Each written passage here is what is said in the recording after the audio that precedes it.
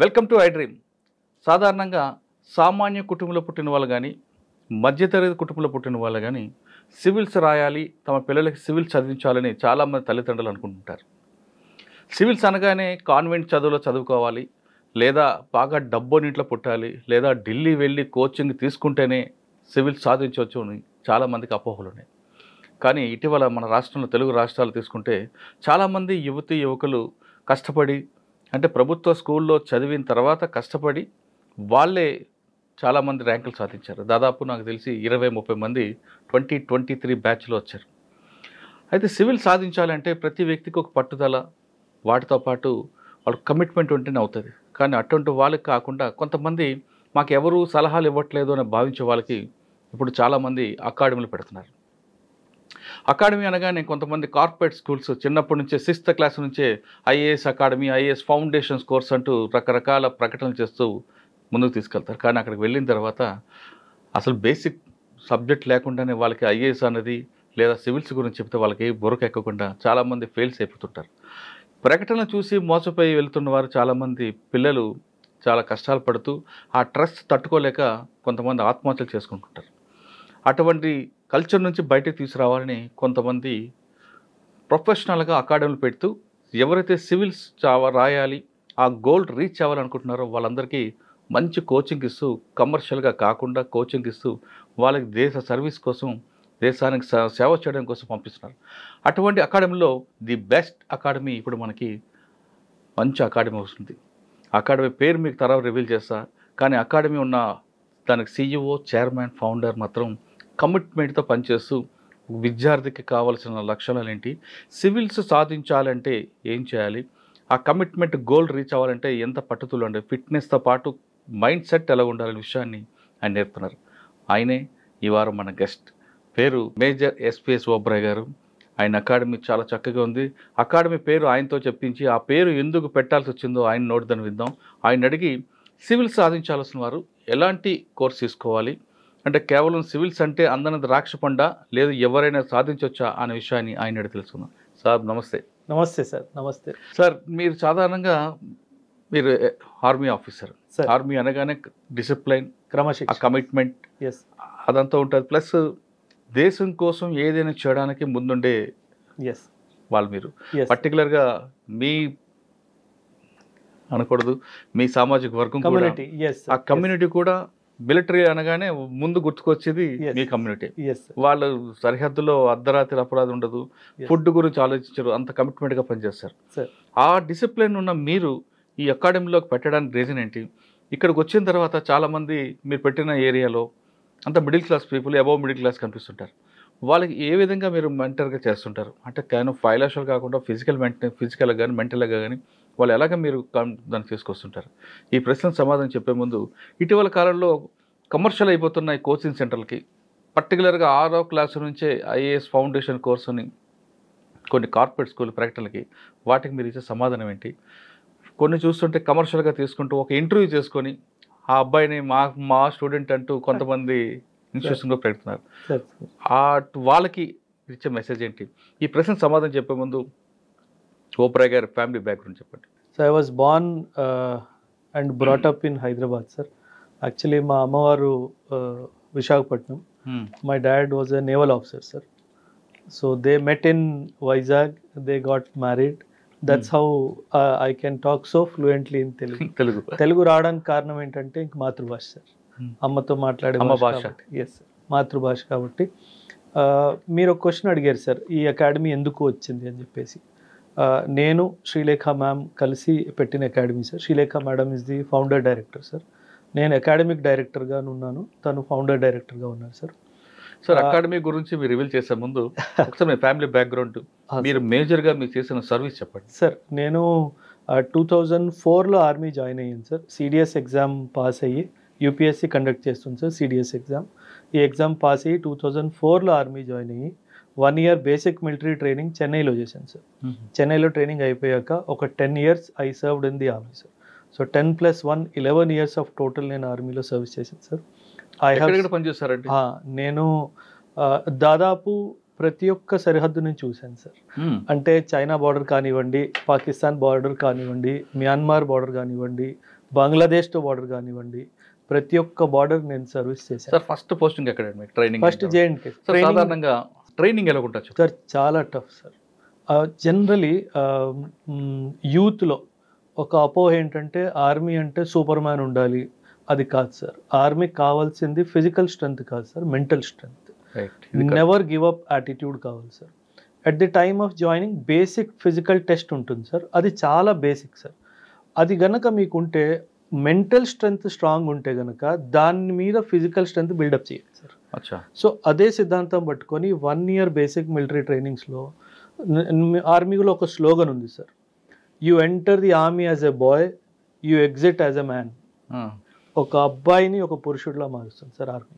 So అందులో క్రమశిక్షణ అవనివ్వండి, హెల్త్ పరంగా క్రమశిక్షణ అవనివ్వండి, ఆలోచించే విధానము, దేశ సేవ ఒక ఆలోచన, ఇవన్నీ చాలా చాలా సైంటిఫికల్గా ఇంగ్రేన్ చేస్తారు సార్ ప్రతి ఒక్క. ఫస్ట్ మనం ఆర్మీలోకి వెళ్ళాలంటే బేసిక్ ట్రైనింగ్ ఏముంటుంది అంటే మనకి వాళ్ళ ఫిట్నెస్ కానీ సార్ ఆర్మీ సెలక్షన్ ఎలా ఉంటుంది sir? Army selection 2 stages sir. ఒకటి ఎన్డీఏ ద్వారా, ఒకటి సిడిఎస్ ద్వారా సార్. ఎన్డీఏ ద్వారా వచ్చే ట్రైనింగ్ ఇంటర్మీడియట్ తర్వాత ఇమీడియట్లీ వెళ్ళిపోవాలి సార్. 16 to 19.5 years వరకు ఏజ్ బ్రాకెట్లో వాళ్ళు వెళ్ళిపోవచ్చు. అండ్ ఒకవేళ గ్రాడ్యుయేషన్ చేసాక వెళ్ళాలి అనుకున్న వాళ్ళు గ్రాడ్యుయేషన్ అయ్యాక అప్ టు 25 years వీళ్ళు సిడిఎస్ ఎగ్జామ్ రాసి వెళ్ళాలి సార్. ఓకే. ఎన్డీఏ ఇంటర్మీడియట్ తర్వాత, సిడిఎస్ వచ్చేసి గ్రాడ్యుయేషన్ తర్వాత. సో నేను ఎన్డీఏ ఎగ్జామ్ పాస్ అయ్యాను సార్. కానీ అప్పట్లో మదర్ ఒప్పుకోలేదు సార్. సో 3 years గ్రాడ్యుయేషన్ చేసి తర్వాత వెళ్దూలే అన్నట్టుగా మాట్లాడితే మళ్ళీ సిడిఎస్ రాసి మళ్ళీ ఎగ్జామ్ పాస్ అయ్యి సిడిఎస్ అయిపోయాక 2004లో ఫైనలీ అంటే సెలక్షన్ ఏం చేస్తారు? ఫిట్నెస్ కానీ మీకు మార్నింగ్ ఎన్ని గంటలకి sir? 4 o'clock sir. 4 o'clock morning లేచే టైం ఉంది సార్, రాత్రి పడుకునే టైం లేదు సార్. ఒకసారి అదృష్టం బాగుంటే గంటన్నర దొరకవచ్చు సార్, ఒకసారి బాగాలేకపోతే ఆ టైం కూడా దొరకదు. మీరు ఇంటర్మీడియట్ దాని తర్వాత వెళ్ళారు కదండి, అమ్మగారు వద్దన్నారు, ఆగిపోయారు, డిగ్రీ తర్వాత వెళ్ళారు. అవును సార్. సెలక్షన్కి వెళ్లే ముందు కొంతమంది కోచింగ్ సెంటర్స్ ఉంటాయి, ఆర్మీలో సెలక్షన్ కోచింగ్ ఇవ్వబడి సార్. సార్ అవన్నీ నిజమే అంటారా? ఉన్నాయి సార్, కొన్ని ఉన్నాయి సార్. కాకపోతే ఆర్మీ సెలక్షన్ ఇంటర్వ్యూ ఫేజ్ చాలా ఇంపార్టెంట్ సార్ ఆర్మీ సెలక్షన్కి. దాన్ని సర్వీస్ సెలక్షన్ బోర్డ్ అంటారు సార్, ఎస్ఎస్బి అని అంటారు సార్. దానికి సంబంధించి చాలా కోచింగ్ ఇన్స్టిట్యూట్స్ ఉన్నాయి సార్. కానీ నా పర్సనల్ ఎక్స్పీరియన్స్తో నేను చెప్తున్నాను సార్. నేను ఆర్మీలో ఉన్నప్పుడు కూడా నేను ఒక సర్వీస్ సెలక్షన్ బోర్డులో యాజ్ ఎ సైకాలజిస్ట్గా కూడా నేను పనిచేసాను సార్. కాకపోతే మనం ఒక మనిషి సైకాలజీని అంత త్వరగా మార్చలేము సార్. ఎందుకంటే ఎస్ఎస్బిలో సైకాలజీ టెస్ట్ అవుతుంది సార్. నువ్వు ఎలాంటి మనిషివి, నీ ఆలోచన తీరేంటి, ఏమైనా నెగటివ్ డైమెన్షన్స్ ఉన్నాయా, ఇవన్నీ చూస్తారు సార్. అది యూపీఎస్సీ ఇంటర్వ్యూకి ఎస్ఎస్బి ఇంటర్వ్యూకి చాలా తేడా ఉంది సార్. యూపీఎస్సీ ఇంటర్వ్యూ ఒక 40 నిమిషాల్లో అయిపోయింది సార్. ఎస్ఎస్బి ఇంటర్వ్యూ 6 days నడుస్తుంది. 6 days they will test your social skills. మీ మాట్లాడే విధానము, నువ్వు ఉండే విధానము, నువ్వు బ్యారెక్స్లో ఎలా ఉంటున్నావు, మాట్లాడే విధానము, నువ్వు బట్టలు వేసుకునే విధానము, నువ్వు ఆలోచించే విధానము, నీకు ఒక స్ట్రెస్ ఇస్తే నువ్వు దాన్ని ఫేస్ చేసి ధైర్యం ఉందా, వేరే వాడిని ముందు దోసేస్తావా, ఇవన్నీ 6 days మిమ్మల్ని పెట్టి. అందుకే అంటారు సార్ ఎస్ఎస్బి సెలెక్ట్ అయిన వాడు హీఈస్ అ ట్రూ లీడర్ అంటారు sir.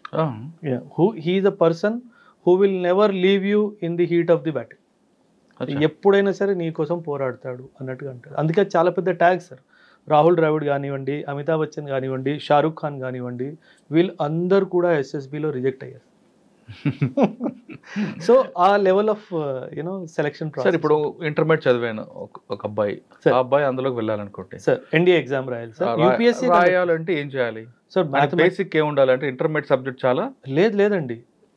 more or less UPSC standard questions, in fact difficult than that sir. Mathematics చాలా వెయిటేజ్ ఉంటుంది సార్ ఎన్డీఏలో. English and maths, science subjects మీద చాలా వెయిటేజ్ ఉంటుంది సార్. అండ్ అలాగే జనరల్ నాలెడ్జ్ సబ్జెక్ట్స్ కూడా ఉంటాయి సార్. రెండు సిడిఎస్లో కూడా అంతే సార్, ఎన్డీఏలో కూడా అంతే సార్. ఓకే, ఇందులో ఓవరాల్ టెస్ట్ అయిపోయింది అనుకోండి, next physical test. Physical test ఉంటుంది, followed by interview, followed by medicals. ఈ ఫిజికల్ టెస్ట్లో ఏం తీసుకుంటారు? చాలా ఉంటాయి సార్. అందులో ఇండివిజువల్ ఆబ్స్టకల్స్ ఉంటుంది, గ్రూప్ ఆబ్స్టకల్స్ అని ఉంటాయి, రన్నింగ్ రేస్ ఉంటాయి సార్.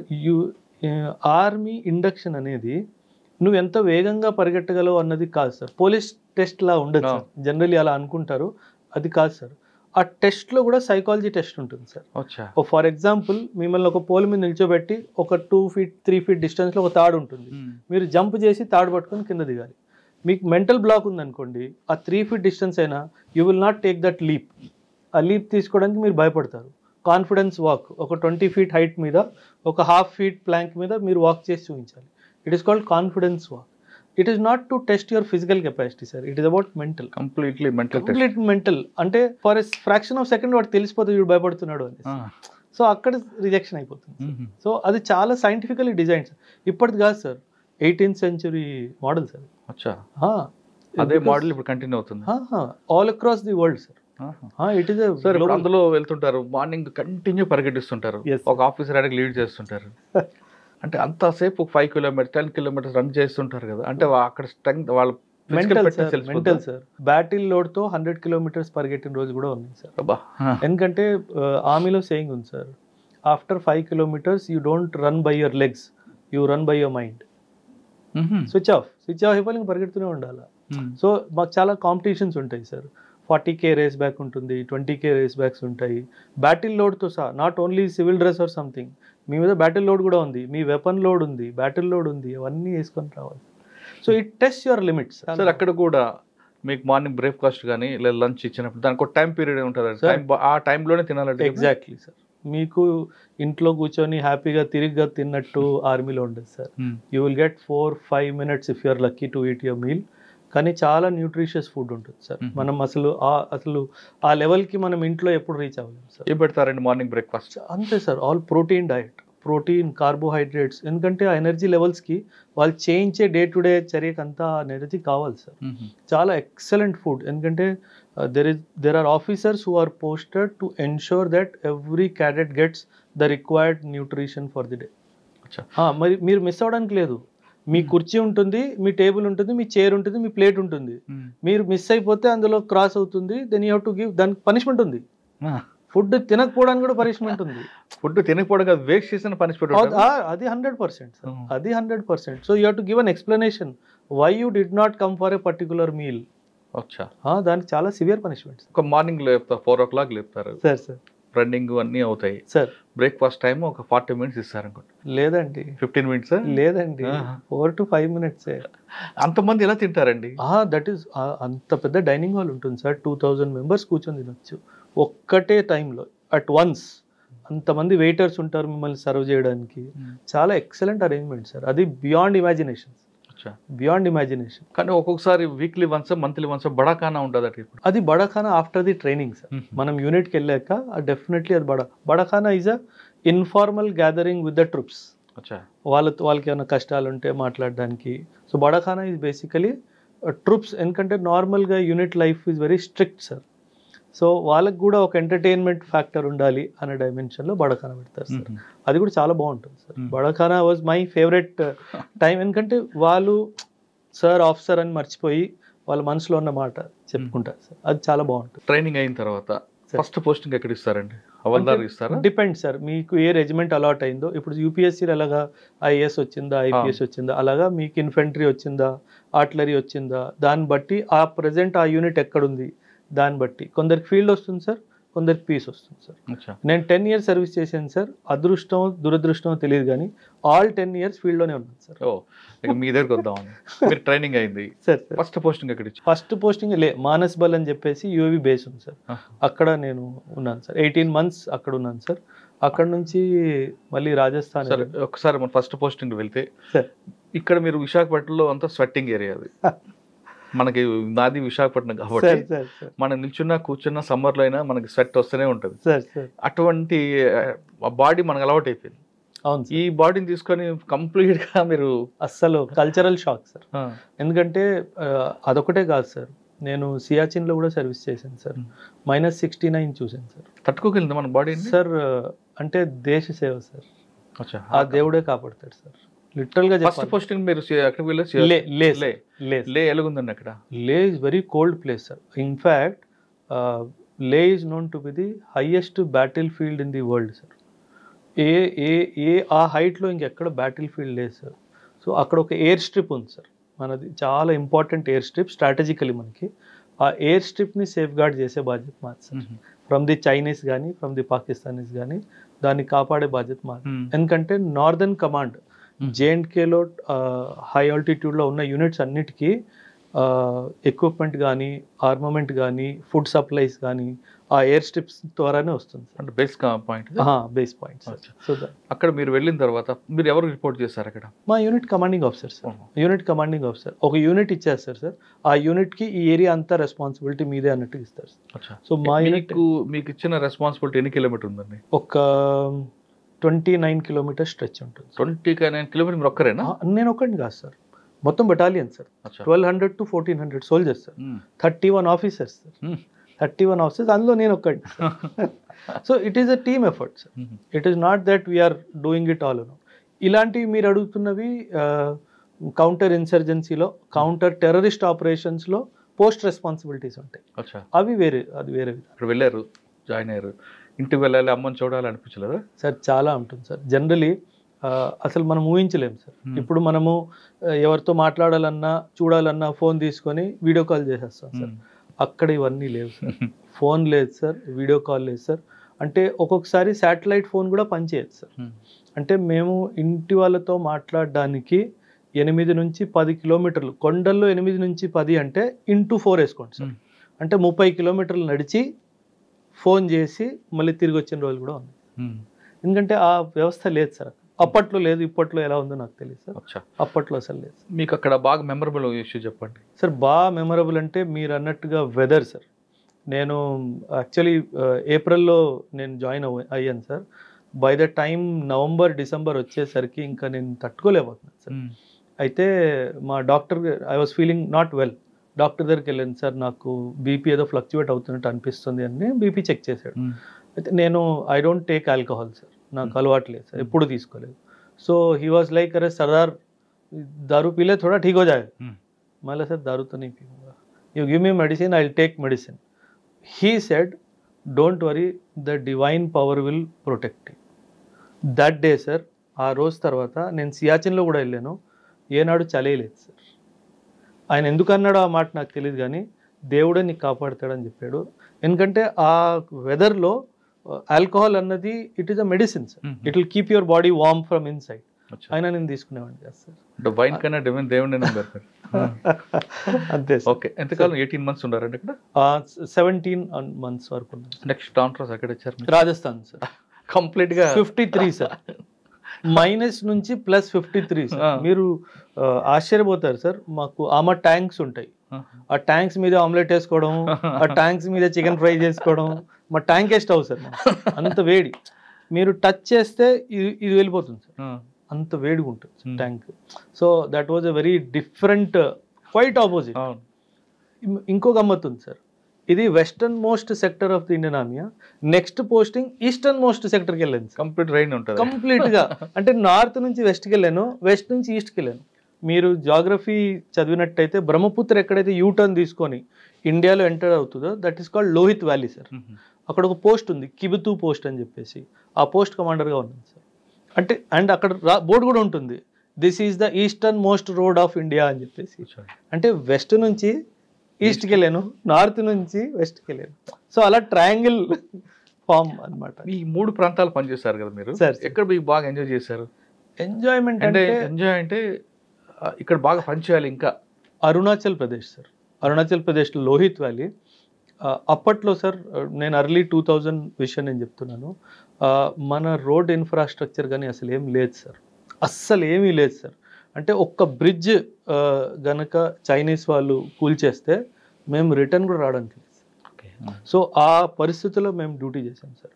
అంటే మీరు టైర్కి చైన్లు కట్టేవాళ్ళం సార్. ఎందుకంటే జిప్సీ పైకి వెళ్తుంది, మళ్ళీ వెనక్కి వచ్చేస్తుంది, వెనక లోయ ఉంది sir.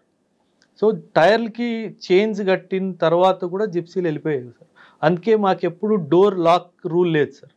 Door has to be always open. ఆ లాకింగ్ మెకానిజం తీసేస్తారు సో దట్ ఇమీడియట్గా జంప్ చేయడానికి మనకు సులువుగా ఉంటుంది అన్న డైమెన్షన్. అయినా చాలా సోల్జర్స్ని కోల్పోయాం సార్. సో అక్కడ అనిపించేది సార్, ఇక్కడ మనం చాలా డెవలప్ చేయాలి ఏరియాని, ఇన్ఫ్రాస్ట్రక్చరలీ అన్నట్టుగా. ఇప్పుడు జరుగుతుంది సార్. ఇప్పుడు చాలా ఆనందం వేస్తుంది అది చూస్తే, ఒక్కదాని తర్వాత ఒకటి జరుగుతుంది సార్. అయితే అక్కడ చాలా అనిపించేది. ఇన్ఫ్యాక్ట్ మీరు హిస్టరీ చదివితే కనుక 1962లో, నేను పిల్లలు ఎవరైతే వింటున్నారో వాళ్ళకు కూడా చెప్తాను, there is a battle called battle of వెలాంగ్, WALONG, battle of వెలాంగ్. మన సోల్జర్స్ మన గవర్నమెంట్ నుంచి మీరు పోస్ట్ వదిలేయండి, తిరిగి వచ్చేయండి అని చెప్పిన తర్వాత కూడా వాళ్ళు వదిలేయకుండా లాస్ట్ మ్యాన్ లాస్ట్ బుల్లెట్ వరకు ఫైట్ చేశారు. ఆ ప్లేస్లో నిల్చుంటే అదొక తెలియలేని ఒక సైలెన్స్ ఉంది సార్ ఆ ప్లేస్లో. ఇప్పుడు కూడా అంతమంది అక్కడ ప్రాణం కోల్పోయి దేశ సరిహద్దుల్ని కాపాడారు సార్. సో అది చాలా బాగా టచింగ్, తెలియకుండానే అక్కడ ఒక చాలా బాగా సార్. ఓకే సార్ సార్, మన ఫైరింగ్ మీకు ట్రైనింగ్ ఎక్కడ ఇస్తారు? అకాడమీలో కూడా ఉంటుంది సార్, యూనిట్లో కూడా రెగ్యులర్ ట్రైనింగ్ ఉంటుంది. ఎక్కడ అకాడమీ ఎక్కడ మీది? Academy Chennai sir, officers training అకాడమీలో బేసిక్ మిలిటరీ ట్రైనింగ్ ఉన్నప్పుడు కూడా ట్రైనింగ్ ఉంటుంది. అదే తర్వాత యూనిట్లో కూడా రెగ్యులర్గా firing training is a must sir. And as an officer, because firing మీద కంట్రోల్ పెట్టేదే మేము సార్, ఫైరింగ్ మీద. సో దట్ ఈస్ వై మా ఫైరింగ్ స్టాండర్డ్స్ చాలా బాగుంటుంది సార్. సో ఈ 3 ప్రాంతాలు పనిచేస్తారు కదా, చేసినప్పుడు మీకు ఎప్పుడైనా మన టార్గెట్ ఎప్పుడైనా కనబడ్డారా, లేదా వాళ్ళతో ఎప్పుడైనా? చాలా మంది సార్, అంటే మనకి సినిమాల్లో చూపినట్టుగా ఉండదు సార్ సినిమాలు. అందుకే నేను జనరలీ ఆర్మీ సంబంధించిన సినిమాలు నేను వెళ్ళను సార్, ఎందుకంటే అక్కడ జరిగేది ఒకటి, వీళ్ళు చూపించేది ఇంకోటి. నేచురల్గా ఆర్మీ కాదు, పోలీసు కూడా వేరేగా చూపిస్తూ ఉంటారు. సో అలా ఏం లేదు సార్, చాలా ఫ్లాగ్ మీటింగ్స్ ఉంటాయి. అంటే ఇప్పుడు మీరు నేను ఎలా కూర్చొని మాట్లాడుతున్నామో అలా వాళ్ళ ఆర్మీ కమాండర్ వస్తారు, మేము కూర్చొని వితౌట్ వెపన్స్, బాబు ఈ ప్రాబ్లమ్స్ ఉన్నాయి, ఇక్కడ ఈ ప్రాబ్లమ్స్, వార్ లైక్ సిచ్యువేషన్ ఉన్నప్పుడు అప్పుడు ఎవడు దొరుకుతాడా అని చూస్తాం, కానీ నార్మల్ టైంలో మటుకు అలా ఉండదు. అంటే ఈ సినిమాలో చూపిస్తున్నట్లుగా మనం మీకు అడుగుతున్నా సార్ సరౌండింగ్ బార్డర్స్కి వచ్చేసరికి వాళ్ళు వస్తుంటారు, గ్రానైట్ విసురుతుంటారు, ఇవన్నీ జరుగుతుంటాయి? లేదండి, లేదు. That only when the situation is bad, only when the war like situation is there, అప్పుడు ఇవన్నీ జరుగుతాయి తప్పితే నార్మల్ పీస్ టైంలో అంతగా ఏముండదు. కానీ ఒక్కొక్కసారి మనకి ఆర్ఎస్పురా పంజాబ్ లాంటి, జమ్మూ కావచ్చు, ఇటువంటి సెక్టార్లు, పూంచ్ సెక్టార్, అవును సార్, ఈ సెక్టార్లో ఎక్కువగా గ్రానైట్లు పడుతుంటాయి కదా అట్టుండే. అవును, అంటే ఇట్ ఈస్ మిస్చీఫ్ సార్. అంటే వాళ్ళు సార్, మనము పాకిస్తాన్ని అర్థం చేసుకోవాలి sir. Pakistan is a semi failed state sir. Semi failed state కాబట్టి ఆ గవర్నమెంట్ కూడా కొన్ని విషయాల్లో ఆర్మీ మీద కంట్రోల్ వీక్ ఉంది sir. So just to keep the issue of Kashmir alive వాళ్ళు ఏదో పని చేస్తారు. అంటే మనం ప్రొవోక్ చేయడానికి చేస్తుంటారు వాళ్ళు. మనకు ప్రొవోక్ అని కాదు సార్, ఇక్కడ గొడవ ఉంది, ఈ గొడవను మేమే సాల్వ్ చేయగలం, ఆర్మీయే సాల్వ్ చేయగలదు అని పొలిటికల్ లీడర్షిప్ని కంట్రోల్ చేయడానికి ఆ డైమెన్షన్లో పాకిస్తాన్ ఆర్మీ అంతే. కానీ అంత సిచ్యువేషన్ బ్యాడ్ ఏం లేదు, అంటే not on a day to day base sir. ఇప్పుడు కొన్ని మీరు చేసిన విలేజ్లో మనకు బార్డర్ కనిపిస్తుంటుంది సార్, ఆర్మీకి మనకి ఉన్నది ఇష్యూస్ పక్కన పెడతాం, జనరల్ పబ్లిక్ పాకిస్తాన్ కానీ ఇండియా వాళ్ళు కలిసిమెలిసి ఉంటుంటారు చాలా సార్. ఎందుకంటే మనకి బౌండరీ డిజైన్ చేసినప్పుడు అంత లాజిక్ అప్లై చేయలేదు సార్ వీళ్ళు. ఏమైందంటే సే ఫర్ ఎగ్జాంపుల్ సడన్గా మీరు అటు కూర్చున్నారు, నేను ఇటు కూర్చున్నాను, గవర్నమెంట్ వచ్చి ఇదే సరిహద్దు అనేసింది, సో తమ్ముడు అటు ఉండిపోయాడు అన్నిటి వచ్చేసాడు. సో ఆ క్రాస్ కల్చరల్ లింకేజెస్ ఉన్నాయి sir. So common cultural landscape అని అంటాం నేను పాఠం చెప్పినప్పుడు, India Pakistan relationship common cultural landscape ఉంది కాబట్టే మనం గ్రేట్ వాల్ ఆఫ్ చైనా లాంటిది ఏం కన్స్ట్రక్ట్ చేయలేదు సార్. ఎందుకంటే ఒకరు కలుసుకోవాలి కదా, ఎందుకంటే ఫర్ సెంచురీస్ కలిసి ఉన్నారు. మీరు ఐ డోంట్ నో మీరు విన్నారో లేదో, మన్మోహన్ సింగ్ ఒకరోజు పార్లమెంట్లో ఒక స్టేట్మెంట్ ఇచ్చారు sir, I want to have my breakfast in Lahore, lunch in Pakistan, dinner in Afghanistan. This is how my forefathers lived and this is how I want my children also to live. అంటే ఎంత పెద్ద statement చూడండి sir. ఆయన ఏమంటున్నారంటే మన four fathers అందరు కలిసిమెలిసి ఉన్నారు, ఇలాగే ట్రావెల్ చేశారు, ఒక పాయింట్ నుంచి ఒక పాయింట్కి వెళ్తూ బ్రేక్ఫాస్ట్ లంచ్ డిన్నర్ చేసుకుంటూ ఉన్నారు, అలాగే మన ఫోర్ ఫాదర్స్ ఉన్నారు, అలాగే మన పిల్లలు కూడా కలిసిమెలిసి ఉండాలి, ఇలా కొట్టుకోవద్దు. చాలా పెద్ద స్టేట్మెంట్ సార్. అవునండి. అంటే అటువంటి కల్చర్ కనిపిస్తుంటుందా మీకు? Cross culture. అక్కడ కూడా Punjab is one of the biggest state of Pakistan కదా సార్. పార్టీషన్ లో పంజాబ్ పార్టీషన్ కదా అయింది సార్. అవును, కరెక్ట్. సో పంజాబ్ మీరు విజువల్ గా చూసారా ఎక్కడైనా పనిచేస్తున్న జాయింట్ గా కానీ? మన ఫుడ్ హ్యాబిట్స్ కానీ, డ్రెస్ హ్యాబిట్స్ కానీ, కల్చరల్ హ్యాబిట్స్ కానీ almost similar sir. Almost similar. Language they use Punjabi is one of the most spoken language, Urdu is another language. అంటే వాళ్ళ రిలేషన్ కూడా అలాగే ఉందంటారా? Yes very much. అంటే ఓన్లీ ఆర్మీ మధ్యన వార్ ఇదంతే, పబ్లిక్ వార్ కాదు? లేదండి, సివిల్స్ వార్ కాదు అసలు, ఎప్పుడు లేదు సార్, ఎప్పుడు లేదు. They admire Indians like anything, because the kind of మనకు దొరికే లిబర్టీ, స్వేచ్ఛ వాళ్ళకి దొరకలేదు. సెకండ్ పోస్ట్ ఎక్కడికి వచ్చారండి? రాజస్థాన్ తర్వాత then north east, Arunachal Pradesh, దాని తర్వాత అస్సాంలో insurgency, north east insurgency fight చేసింది సార్. ఒక 3 years వరకు నార్త్ ఈస్ట్ ఉల్ఫా, NSCN వీళ్ళందరికీ మేము NDFB బోడోస్ చాలా, అంటే నా టఫెస్ట్ పోస్టింగ్ అంటే north east insurgency, because north east ఇన్సర్జెంట్స్ are very good in ambush. వాళ్ళు అటాక్ చేసే విధానం చాలా చాలా అక్యురేట్ గా చేస్తారు సార్. సో అది తప్పించుకోవడం అన్నది చాలా చాలా. మీరు చెప్పిన అస్సాం, మేఘాలయ ప్రాంతాలు పనిచేస్తారు కదా, బోడో ఒకప్పుడు బోడో ఒకప్పుడు సార్, ఇప్పుడు లేదు. అవును సార్. వాళ్ళ అంబుష్ ఎలా చేసేవారండి, అంటే గెరిల్లా టైపా లేదా? Guerrilla ambush sir, guerrilla ambush. And sir మనము వాళ్ళని ఎథనికల్ గా చూస్తే they are fighting race sir. వాళ్ళు ఫైట్ చేయడానికే పుట్టారు సార్. ఓహో. సో వాళ్ళకి అది న్యాచురల్ గా ఉంది లోపల, అంటే ఒక ఆలోచించే తీరు, జీన్స్ ఉంది, చాలా స్ట్రాంగ్ సార్. ఎందుకంటే అండ్ వాళ్ళకి వాళ్ళ ల్యాండ్ చాలా బాగా తెలుసు సార్. అంటే మీరు ఒక ఇన్సిడెంట్ చెప్తాను సార్ నేను మీకు, మీరు ఆశ్చర్యపోతారు. ఒకరోజు ఒక ఇంటి వచ్చింది, ఒక ఉల్ఫా లీడరు ఒక విలేజ్లో ఒక ఇంట్లో కూర్చొని ఉన్నాడు. సో మొత్తం కార్డన్ చేసి చుట్టుముట్టేసి నేను అటాక్ లాంచ్ చేశాను సార్. నేను ఫ్రంట్ డోర్ నుంచి ఎంటర్ అయ్యాను సార్. ఆయన వెనక డోర్ ఓపెన్ చేసుకొని పెద్ద లోయి sir. He just jumped in to the valley. అయ్యో. ఐఎమ్ లైక్ వీడు ఆత్మహత్య చేసుకున్నాడు అంటే విలేజర్స్ నవ్వారు. ఏం నవ్వుతున్నారు అని అడిగితే, సార్ కింద ఎంత బుషి ఉంటుందంటే వాడికి ఏం కాదు అని. నాకు తెలియదు ఆ విషయం, నాకు తెలిసి ఉంటే నేను కూడా జంప్ చేసేవాడిని కదా. సో ఇలా వాళ్ళకి ల్యాండ్ గురించి ఉన్న అవగాహన మనకు లేదు సార్.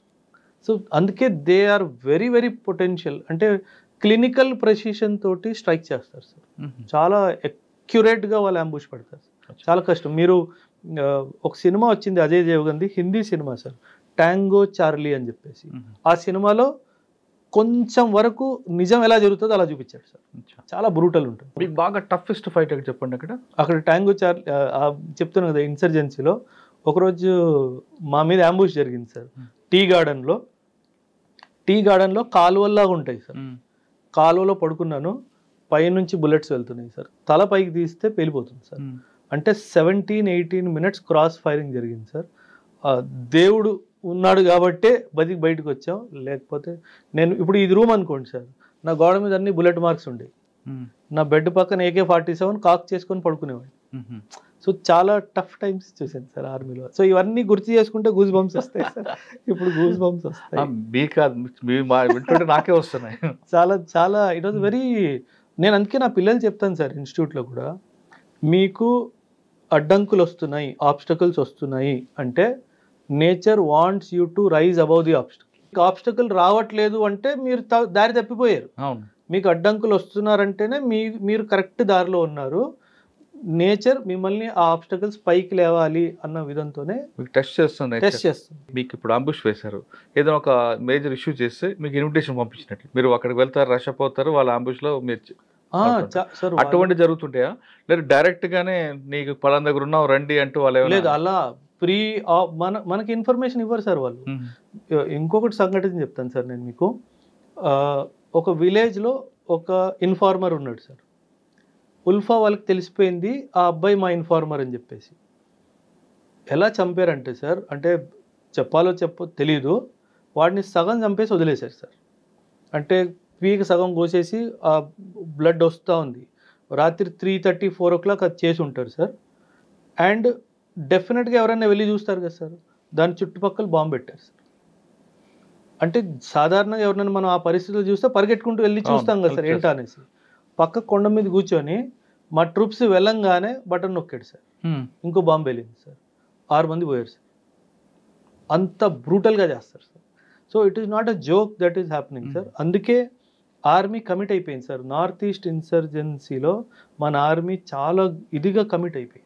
అది మనం గుర్తించాలి సార్. సో ఆ సిచ్యువేషన్స్ నుంచి బయట రావాలి, మన ట్రూప్స్ని సేఫ్ గార్డ్ చేసుకుంటూ బయట రావాలి, ఏ సివిలియన్కి ఏం కాకుండా చూసుకోవాలి. అది చాలా పెద్ద బాధ్యత సార్. అంటే మీరు పనిచేస్తున్న ఆ ప్రాంతంలో ఆర్మీ అనేది కేవలం ఫైట్ ఒకటే కాకుండా ఇంటెలిజెన్స్ డిపార్ట్మెంట్ కానీ లేదా సోషో ఎకనామిక్ ప్రాబ్లమ్స్ సాల్వ్ చేయడంలో కానీ డెవలప్మెంట్ ఇష్యూలో కానీ చాలా మీది ఉందా? చాలా సార్. ఆపరేషన్ సద్భావన అనే ప్రోగ్రామ్ ఉంది సార్. ఒక నా పర్సనల్ ఎక్స్పీరియన్స్ నేను చెప్తాను సార్. గర్ల్స్ది హై స్కూల్ ఉంది సార్, గర్ల్స్ హై స్కూల్ ఉంది. అయితే ఎవరి ద్వారానో విలేజ్ హెడ్ ద్వారా మాకు ఒక రిక్వెస్ట్ వచ్చింది, సార్ ఈ గర్ల్స్ హై స్కూల్ చుట్టుపక్కల ఒక పెద్ద వాల్ కట్టిద్దాం సార్ అనేసి. అయితే నేను అంత నా రిసోర్సెస్ నేను వాడి మొత్తం ఆ చుట్టుపక్కల స్కూల్ చుట్టుపక్కల కట్టించాను సార్, వాల్ కట్టించాను. రక్షాబంధన్ వచ్చింది సార్, మీరు చెప్తే నమ్మరు sir, 269 girls came to tie rakhi to. అంటే నా ఆర్మీ క్యాంప్ బయట ఫోన్ చేశాడు, సార్ ఈ విలేజర్స్ అందరు వచ్చారు, అమ్మాయిలు ముఖ్యంగా ఉన్నారు, మీకు రాఖీ కట్టడానికి వచ్చారు.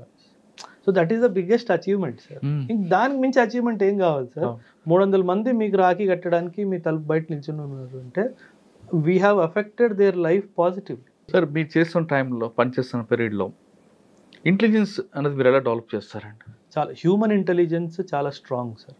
అక్కడ సిగ్నల్ ఇంటెలిజెన్స్ అంత ఉండేది సార్. ఒక్కొక్క విలేజ్లో మూమెంట్ని బట్టి ఎవరు ఎలా వస్తూ ఉంటారు పోతూ ఉంటారు, దాన్ని బట్టి మనం అంటే వాళ్ళు ఆ విలేజర్స్ మీకు సపోర్ట్ చేస్తారా? చేస్తారు, మిమ్మల్ని ఓన్ చేసుకుంటారు వాళ్ళు? పక్కాగా సార్, పక్కాగా వస్తారు. ఎందుకంటే 2 విషయాలు సార్, విలేజ్కి చెడ్డ పేరు వస్తుంది, ఒకవేళ టెర్రరిస్ట్కి పనహా ఇస్తే కనుక విలేజ్కి చెడ్డ పేరు వస్తుంది అన్న డైమెన్షన్లో కూడా వాళ్ళు హెల్ప్ చేస్తారు. అంటే మనం వాళ్ళని ఎలా టచ్ చేస్తామో పాజిటివ్గా, దాన్ని బట్టి వాళ్ళు అంటే వాళ్ళు మిమ్మల్ని ఓన్ చేసుకుంటే ఆ విధంగా మీ యాటిట్యూడ్ ఉండాలి. అది మన కాన్ఫిడెన్స్ గెయిన్ చేసుకోవాలి. ఆ కాన్ఫిడెన్స్ మనం గెయిన్ చేసుకుంటే బాగుంటుంది. మేము మా యూనిట్ ఆ ఏరియాని వదిలేసి వచ్చినప్పుడు సార్, మీరు చెప్తే నమ్మరు సార్, విలేజ్ మొత్తం ఖాళీ అయిపోయింది, అందరు గేట్ దగ్గర నిల్చొని చప్పట్లు కొట్టారు, మొత్తం village sir. So I had 361 or 359 villages under my command. Sir మీరు China border, Pakistan border, Bangladesh border, 3 బార్డర్లు చూసారు సార్. ఒక్కొక్క బార్డర్ నుంచి ఏవి ఎక్కువగా మనకి డ్రగ్స్ వస్తాయా, కరెన్సీ వస్తుందా, వెపన్స్ వస్తుంటాయండి? పాకిస్తాన్ నుంచి చాలా మటుకు డ్రగ్స్ స్మగుల్ అవుతాయి సార్. ఎక్కడ, రాజస్థాన్ బార్డరా? లేదు సార్, గుజరాత్ కానీ, రాజస్థాన్ కానీ, పంజాబ్ కానీ, జేఎండ్కేలో జమ్మూ రీజన్ కానీ, అక్కడ నుంచి మనకి చాలా డ్రగ్స్ వస్తాయి సార్. ఓకే. నేపాల్ బార్డర్ నుంచి వెపన్స్ కానీ, ఇల్లీగల్ స్మగ్లింగ్ కానీ, బంగ్లాదేశ్ నుంచి కూడా చాలా స్మగ్లింగ్ జరుగుతుంది sir. Okay. China and all is more of weapons. North east దీంట్లో అండి? నార్త్ ఈస్ట్ విమెన్ ట్రాఫికింగ్ ఎక్కువ sir, women and drug trafficking. Bangladesh more of Manipur side నుంచి సార్. మనకి థాయిలాండ్ నుంచి, వియత్నాం, కంబోడియా నుంచి, అక్కడ గోల్డెన్ ట్రయాంగిల్ అని ఉంది సార్. డ్రగ్కి వరల్డ్లో top producer of drug is golden triangle in the north east sir. Cambodia, Laos, Vietnam అని చెప్పేసి 3 కంట్రీస్ నుంచి, అక్కడ నుంచి డ్రగ్. మనకి ఎక్కడ వస్తుందండి బార్డర్? మణిపూర్లో మా మోరే అని చెప్పేసి ఐసీపీ ఉంది సార్, ఇంటిగ్రేటెడ్ చెక్ పోస్ట్. అక్కడ నుంచి చాలా ఎక్కువ. అంటే మన బార్డర్, మన పోస్టులు ఉన్నాయి అక్కడ? ఉన్నాయి సార్. మన వాళ్ళు చేస్తుంటారు, అంతా జరుగుతుంది సార్. Border is open. అంటే మనకు పాకిస్తాన్తో ఉన్నట్టుగా ఒక ఫిజికల్ ఆబ్స్టకిల్ ఏం లేదు, ఫెన్స్ కానీ అట్లాంటివి ఏం లేవు, బట్ పోస్టులు ఉన్నాయి, పెట్రోలింగ్ జరుగుతుంది, అదంతా జరుగుతుంది. డ్రగ్ అంటే మిగతా వాళ్ళకన్నా డ్రగ్ సప్లై చేసేవాడు కొంచెం అక్కడ ఫెరోషియస్ ఉంటుంటాడు. ఎందుకంటే అది చాలా డీప్ సిండికేట్ సార్, చాలా పెద్ద పెద్ద హ్యాండ్స్ ఉంటాయి సార్ అందులో. సో అందుకే there is a term called drug running sir. అంటే ఎవరన్నా అడ్డుకున్నా సరే వాడిని కూడా ఎలిమినేట్ చేయడానికి ట్రై చేస్తారు. So drug trafficking is a big menace sir. ఎప్పుడైనా మీకు అటువంటి ఇష్యూస్ ఎదురయ్యండి? చాలా సార్. అంటే we have కన్ఫిస్కేటెడ్ kilos of drugs sir.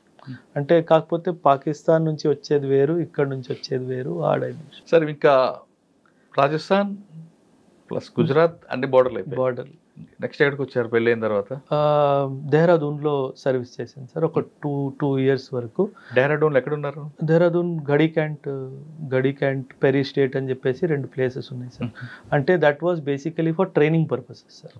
అక్కడే ఆ 2 years కొంచెం ఫ్యామిలీతో పాటు ఉన్నాను సార్, ఆ తర్వాత ఎప్పుడు లేదు. డెహ్రాడూన్లో ముస్సోరీ, ఉత్తరాఖండ్ అని చూసారా? అక్కడ మనం ఫ్లవర్ వ్యాలీ ఉంటుంది. అవును సార్, చాలా beautiful location, flowers valley. Badrinath route వెళ్ళారా మీరు? చాలా బాగుంటుంది. అంటే సార్ ఆర్మీ మూవ్మెంట్ కి సివిలియన్ మూవ్మెంట్ కి చాలా తేడా ఉంది సార్. అంటే మా మూవ్మెంట్ అంత ఫ్రీగా యాజ్ ఎ సివిలియన్ గా ఉండదు సార్, చాలా పకడ్బందీతో జాగ్రత్తగా మూవ్మెంట్ చేయాలి. ఇక్కడ మన టెంపుల్ కూడా ఉంటుందండి. ఉన్నాయి sir. In fact Gurudev Tegh Bahadur Guru Tegh Bahadur, there is one famous temple called నాహాన్ also sir. అది కూడా అక్కడే ఉంది, పాంటా సాహిబ్ దగ్గర. చూసారు సార్? మీ కల్చర్లో సార్ ఇటువంటి పిల్గ్రిమ్స్ కానీ యాత్రగాలు వెళ్తున్నప్పుడు మధ్యలో లంగర్ పెట్టి ఆ ఫుడ్ పెట్టడం వెనక రీజన్ ఏంటండి? Service to humanity, service to God sir. ఇది సిక్కిజం ది ఒక basic principle. 3 principles sir Sikhism. నామ్ జపో, కిరత్ కరో, వండుకే చకో. These are the 3 principles. నామ్ జపో, దేవుడిని మర్చిపోవద్దు, దేవుడి పేరు తీసుకుంటూ ఉండాలి. కిరత్ కరో, do work, hard work. You will never find a sick person begging for food. మీకు ఎక్కడ దొరకదు సార్, ఎందుకంటే కమ్యూనిటీలో దాన్ని అప్రిషియేట్ చేయరు sir. And వండుకే చకో is when you SIT to eat you should have somebody to share the food with. So అది అక్కడ ఆ కాన్సెప్ట్ నుంచి లంగర్ అనే కాన్సెప్ట్ వచ్చింది సార్. కానీ లంగర్ ఇంకో డైమెన్షన్ ఏంటంటే it is like meeting of equal social status. రాజు అయినా ఒక పేద కుటుంబానికి చెందినోడైనా పక్క పక్కన కూర్చొనే తినాలి. When Guru Nanak was professing about Sikhism sir, చాలామంది రాజులు తనని కలవడానికి వచ్చేవాళ్ళు. ఇది పార్ట్ ఆఫ్ హిస్టరీ సార్, నేను చెప్తున్నాను మీకు. రాజు వాళ్ళని కలవడానికి వచ్చేవారు. ఆయన ఆదేశం ఏంటి? ఫస్ట్ లంగర్లో భోజనం చేయి, ఆ తర్వాత నా దగ్గరికి రా. భోజనం చేయించాల్సిన ఉద్దేశం భోజనం పెట్టడం కాదు, నీ పక్కన ఎవరున్నా సరే నువ్వు దాన్ని యాక్సెప్ట్ చేయాలి, అప్పుడే నా దగ్గరికి రావాలి. సో నువ్వు నేను కింగ్ అనే ఆలోచన నుంచి కిందికి వచ్చి కామన్ మ్యాన్ లాగా తిని నా దగ్గరికి వస్తే అప్పుడు నేను చెప్పింది నీకు అర్థమవుతుంది. లంగర్ చేసే దానికి ఫుడ్కి కానీ మిగతా విషయాలకు కానీ ఫైనాన్షియల్ ఎక్కడి నుంచి వస్తుంది? డొనేషన్స్. డొనేషన్స్ సార్ చాలా బాగా చేస్తారండి సార్. కోవిడ్ అవ్వనివ్వండి, ఎనీ న్యాచురల్ డిజాస్టర్ అవ్వనివ్వండి, ఎనీ కైండ్ ఆఫ్ కెలామిటీ అవ్వనివ్వండి, the Sikh community is the first community to respond. Establish langar instantaneously. Within 2 hours langar will be established. Hot food will be served to everybody. Hot food కూడా మీరు ఇచ్చేది లంగర్లో రోటీ, dal, paneer, butter milk, sweet. It has divine blessings. ఆ taste ఇంట్లో రాదు. ఆ ప్రసాదం మనకు ప్రసాద్ పెడతారు కదా సార్, అది మనం ఎంత నెయ్యి వేసినా సరే, ఎంత వేసినా ఇంట్లో ఆ టేస్ట్ రాదు sir. That has divine blessing sir. అది దేవుడు. సార్ మీ కమ్యూనిటీలో ఇంకొక మంచి గొప్ప విషయం ఉందండి సార్. ఎవరైనా తప్పు చేస్తే గురుద్వారకు వెళ్ళి అక్కడ బూట్ పాలిష్ చేయడం సేవ sir. So it is called you know, మనం ఏమైనా తప్పు చేస్తే దేవుడికి okay, I'm trying to understand that I have committed a mistake, నేను తప్పు చేశాను, దానికి నేను ఈ సేవ చేస్తాను. తప్పు చెయ్యకపోయినా చాలామంది వస్తారు సార్, ఆ స్పిరిట్తో వస్తారు. అంటే it is basically to bring a sense of equality. మనం అందరూ ఒక్కలే. నేను ఇంకొకటి బూట్ పాలిష్ చేస్తున్నందుకు నేను చిన్నోడిని అయిపోను, ఆ డైమెన్షన్ ఆఫ్ థాట్ కూడా. సార్ మనం మీ ప్రొఫెషన్లోకి వద్దాం సార్. తర్వాత ఎక్కడికి వచ్చారు మీరు? After Dehradun sir I went to Bathinda sir. పంజాబ్లో బటిండా వాజ్ అవర్ బేస్, కాకపోతే ఫ్రంట్ వాజ్ అవర్ బార్డర్స్. అక్కడ ఏం మీకు వర్క్ ఉందండి? Pathankot my border sir. A period లో మీరు చేశారు Pathankot? 2012 to 2014. Pathankot air base మీద అటాక్ అయింది కదా ఒకటి, అది నేను వచ్చాక సార్. మీరు వచ్చాక? అది నేను వచ్చాక చాలా సంవత్సరాల తర్వాత సార్. అంటే అక్కడ పఠాన్కోట్ లో సింధు నది సార్. సింధు అవతల వైపు పాకిస్తాన్, ఇవతల వైపు మన ఇండియా. అవును సార్. అది ఎక్కడో పుట్టి పాకిస్తాన్ లో కలుస్తుంటది నది. అవును సార్. ఇంత ఫ్రీ మూవ్మెంట్ ఉన్నప్పుడు మనకి విజిలెన్స్, అక్కడ ఇంటెలిజెన్స్ ఉండదంటారా ఎవరు మూవ్మెంట్ ఉందనేది? ఉంటుంది సార్, ఉంటుంది సార్. బట్ కాకపోతే రాత్రులప్పుడు, వెదర్ బాగాలేనప్పుడు ఎనిమీ కూడా ఇవన్నీ చూసుకొని అటాక్ చేస్తాడు సార్. సో ఒక్కొక్కసారి ఏమవుతుందంటే, బికాస్ అంటే it is not a plain area to guard. Mountains ఉన్నాయి, హిల్ ఉంది, రివర్ ఉంది, సో గ్యాప్స్ ఉంటాయి సార్. వాళ్ళు over a period of time they have identified these gaps. ఆ గ్యాప్స్ ని వాడి లోపల సార్ అక్కడ టెరైన్ కూడా చాలా డిఫికల్ట్ టెరైన్, చాలా డిఫికల్ట్. మరి అంత దీంట్లో వాడు కమిట్మెంట్ తో వస్తాడా, లేదు దేనికి వస్తుంటాడండి? అంటే సార్ రావడమే కష్టం, వచ్చిన తర్వాత ఐడియాలజికలీ డ్రివెన్ కదా సార్. వాళ్ళ ఒక ఐడియాలజికల్ని వాళ్ళని బ్రెయిన్ వాష్ చేసి వాళ్ళకి ఏదో డబ్బు ఇచ్చి ఏదో చేసి పంపిస్తారు సార్. వస్తున్న వాడికి తెలుసు సార్ చనిపోతానని, ఇవాళ కాతే రేపు చనిపోతానని క్లారిటీ వాడికి ఉంటుంది సార్. అక్కడ చాలా పరిస్థితులు బాగాలేవు సార్. అంటే వాళ్ళకి ఎలా అంటే ఒక ఫిదాయిన్ అటాక్ అంటాం, సూసైడ్ మిషన్కి వెళ్తే కనుక ఒక 50 లక్షలను 40 లక్షలను చెప్పి ఇంట్లో ఇచ్చేస్తారు సార్. దానికి ఆశ పడిపోయి యూత్ వచ్చేస్తారు. అదొక్క డైమెన్షన్ కూడా చాలా డిస్టర్బింగ్. తర్వాత పూంచ్ సెక్టార్ లో ఎక్కువగా అండర్ గ్రౌండ్ నుంచి కూడా వస్తుంటారు. టనల్స్ క్రియేట్ చేసుకున్నారు sir over period of time. 75 years లో టనల్స్ డిగ్ చేసేసుకున్నారు సార్. సో పైన ఫెన్స్ ఉంది, కింద నుంచి వచ్చేస్తున్నారు సార్. సో ఆ ఒక్క డైమెన్షన్ కూడా చాలా విచారించాల్సిన dimension. సార్ మీరు టైం కాకుండా తర్వాత డ్రోన్స్ అటాక్ స్టార్ట్ చేస్తారు. ఇప్పుడు this is the latest trend sir. దాన్ని మరి బ్రేక్ చేయొచ్చా మన వాళ్ళు? డ్రోన్ క్యాచర్స్ అని చాలా ఎక్విప్మెంట్స్ వచ్చేసాయి సార్. డ్రోన్ ని జామ్ చేయొచ్చు సార్, మనం కంట్రోల్లో తీసేసుకోవచ్చు. సో కాకపోతే ఇట్ ఈస్ ఇంకా ఇవాల్వ్ అవుతుంది సార్. డ్రోన్ థ్రెట్ ఇవాల్వ్ అవుతుంది, దానికి డిఫెన్స్ మెకానిజం కూడా ఇవాల్వ్ అవుతుంది sir. It will take another 2-3 years time. ఇప్పుడు కూడా డ్రోన్ నెట్స్ వచ్చేసాయి. అవునా? వచ్చేసాయి సార్. వాళ్ళు పాకిస్తాన్ మిలిటరీ మనల్ని డిస్టర్బ్ చేయడానికి, వాళ్ళ ఎగ్జిస్టెన్స్ చూపించుకోవడానికి ఇటువంటి ఇష్యూస్ చేస్తుంటారు. అవును సార్. ఇప్పుడు మన వాళ్ళు కూడా అటువైపు చేస్తుంటారు ఏమైనా సర్జికల్ స్ట్రైక్స్? చాలా అవన్నీ చెప్పుకోలేము కానీ చాలా చేస్తాం. I was also part of one of the. ఏదో ఒకటి చెప్పండి, రివీల్ చేయకూడదంటే వద్దు. అంటే ఇన్సిడెంట్ ఏంటంటే సార్, ఇన్ఫ్యాక్ట్ కొన్ని రోజుల ముందు నేను నా స్టూడెంట్స్తో కూడా డిస్కస్ చేశాను. బ్యాట్ యాక్షన్ అంటారు సార్, బటాలియన్ యాక్షన్ టీమ్ అంటారు. రాత్రులు వచ్చి మనం ఒక సింగిల్ పోస్ట్ మీద అటాక్ చేసి వాళ్ళని తల నరికి తీసుకెళ్ళిపోవడం ఇవన్నీ జరుగుతాయి సార్. సో దానికి ప్రతీకారంగా ఒక ఆపరేషన్ లాంచ్ చేశాం sir. I lead that operation. వాళ్ళు 2 తీసుకెళ్లారు సార్, మేము 4 తీసుకొచ్చాం ఏ సెక్టార్లో. సో ఇవన్నీ జరుగుతాయి సార్. ఎందుకంటే మన ట్రూప్స్లో ఒక ఆక్రోషం ఉంటుంది సార్. మన 2 తీసుకెళ్ళారు సార్, మనం 4 తీసుకురావాల్సిందే. సో వాళ్ళ స్పిరిట్ని డై అవ్వకుండా ఆ యాక్షన్స్ చేయాల్సి వస్తుంది. కానీ ఆర్మీలో ఒక సిద్ధాంతం చెప్తారండి, అంటే పగ ప్రతీకారాలు కాదు. అది యువర్ రైట్ సార్, మీరు అన్నది చాలా కరెక్టే సార్. ఒకవేళ మనం ఏమీ చేయలేదు అనుకోండి సార్, కూర్చొని ఉన్నాం అనుకోండి, ఆ troops will get demotivated. Okay, వాళ్ళ కోసం చేయాల్సి సార్. వాళ్ళ కోసం అన్నట్టుగా sir. So at the end of the day మనం వాళ్ళకి ట్రైనింగ్ ఇస్తుంది, వాళ్ళకంతా మైండ్ స్ట్రాంగ్ చేస్తుంది టు ఫైట్ కదా సార్. సో వాళ్ళకి ఆ ఫైట్ అవకాశం ఇవ్వకుండా మన వాళ్ళని ఎవరన్నా చంపేసి వెళ్ళిపోతే మనం ఊరుకుంటే ఆ ట్రూప్స్ యాక్సెప్ట్ చేయరు సార్. అప్పుడు ట్రూప్స్ని హ్యాండిల్ చేయడం చాలా కష్టం. మనం ఇచ్చిన ఆర్డర్ని ఒప్పుకోరు సార్. వాళ్ళు రివర్స్ అవుతారు. ఒప్పుకోరు సార్. నువ్వు మాట్లాడుతున్నావు, అక్కడ పోదామంటే రావట్లేదు, నీకు భయం వేస్తుందా, నీకు పిల్లలు గుర్తొస్తున్నారా, అట్లా మాట్లాడతారు సార్. సో వాళ్ళని మనం కంట్రోల్ చేయడం చాలా కష్టం సార్. మిలిటరీ అనగానే ఇంకొకటి బాగా గుర్తుకొస్తుంది, హాస్పిటల్స్ అండి. అవును సార్. ఆర్మీ అనగానే ఆర్మీ హాస్పిటల్ అంటే పర్ఫెక్ట్గా ఉంటుంది ట్రీట్మెంట్ అనేది. అవును సార్. అవును సార్. అది అంటే ఆ బయట నుంచి వచ్చే వాళ్ళ ప్రొఫెషనల్ డాక్టర్ని తీసుకొచ్చి ఆ కమిట్మెంట్ ఇస్తారా, లేదా డాక్టర్స్ కూడా ఫైరింగ్ చేయడం కూడా నేర్పుతుంటారు? అన్నీ ఉంటాయి సార్. డాక్టర్స్ ఆల్సో సార్, వంట వండేవాడైనా సరే, వాడు మెకానిక్ అయినా సరే, డాక్టర్ అయినా సరే, లాయర్ అయినా సరే, ఆర్మీలో ఎవడైనా సరే sir, firing practice is a must. అవసరం వచ్చినప్పుడు వాడు వెపన్ తీసుకోవాల్సిందే, యుద్ధానికి వెళ్ళాల్సిందే. అంతెందుకు సార్, పూజారి గారు ఉంటారా, pujari is also authorised a weapon. Okay, he also goes for firing. Doctors కి ఎందుకు అంత మంచి పేరు వస్తుంది అక్కడ? ఎందుకంటే ఆర్మీ హాస్పిటల్ అనగానే సార్, ఎందుకంటే సార్ ఎక్స్ట్రీమ్ కండిషన్స్లో కూడా వాళ్ళు ట్రీట్మెంట్ చేస్తారు sir. In the thick of the battlefield, యుద్ధం జరుగుతున్నప్పుడు కూడా వాళ్ళు ట్రీట్మెంట్ చేస్తారు. సో చాలా రెస్పెక్ట్ సార్. ఇన్ఫ్యాక్ట్ మేము కూడా, ఎందుకంటే మాకేమైనా జరిగితే మమ్మల్ని చూసుకునే వాళ్ళే కాబట్టి, అండ్ చాలా రిస్క్ చేసుకొని ఫార్వర్డ్స్కి వచ్చి మరి ట్రీట్మెంట్ చేస్తారు. సో ఆర్మీలో ఆ డాక్టర్స్కి చాలా రెస్పెక్ట్ ఉంది.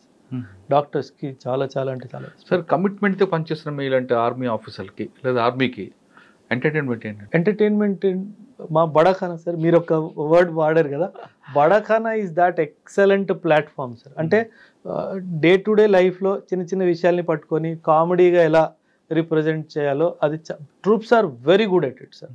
అంటే మిమ్మల్ని ఎంత క్లోజ్గా అబ్జర్వ్ చేస్తున్నారో అన్న విషయం మీకు అర్థమైపోతుంది.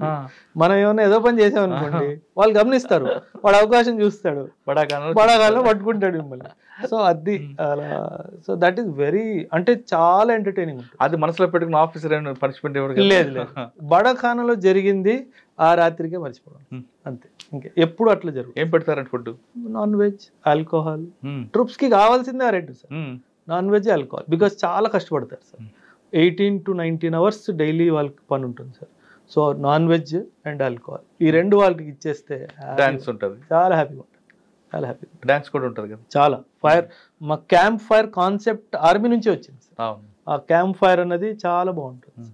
అది ఐ మిస్ దట్. డైరెక్ట్ తర్వాత ఎక్కడికి వచ్చారండి? ఇంక నేను అయిపోయింది సర్వీస్ అయిపోయింది. ఎందుకు మరి కంటిన్యూ చేయలేదు మరి? సార్ యాక్చువల్లీ 2 కారణాలు sir. After 10 years of service మేజర్గా తర్వాత అడ్మినిస్ట్రేటివ్ వర్క్ ఎక్కువ అయిపోయింది సార్. అంటే ఫీల్డ్ వర్క్ తగ్గిపోయి అడ్మినిస్ట్రేటివ్ వర్క్ అయిపోవడము. సో నేను దానికోసం వెళ్ళలేదు సార్ ఆర్మీకి. So I decided now it is time to leave the army. And కొంచెం అమ్మకు కూడా హెల్త్ బాగుండట్లేదు, సో ఎవరు చూసుకునేవారు లేరు అనుకొని ఇంకా 10 years తర్వాత వచ్చేసాను. 10 years తర్వాత ఎవరు చేసినా షార్ట్ సర్వీస్ సార్. నేను వెళ్ళింది షార్ట్ సర్వీస్ కాబట్టి నాకు ఆప్షన్ ఉంది సార్. 10 years తర్వాత పర్మనెంట్ కమిషన్ తీసుకునే ఆప్షన్ ఉంది. దాని తర్వాత పొడిగించుకోవాలనుకుంటే చేసుకోవచ్చు.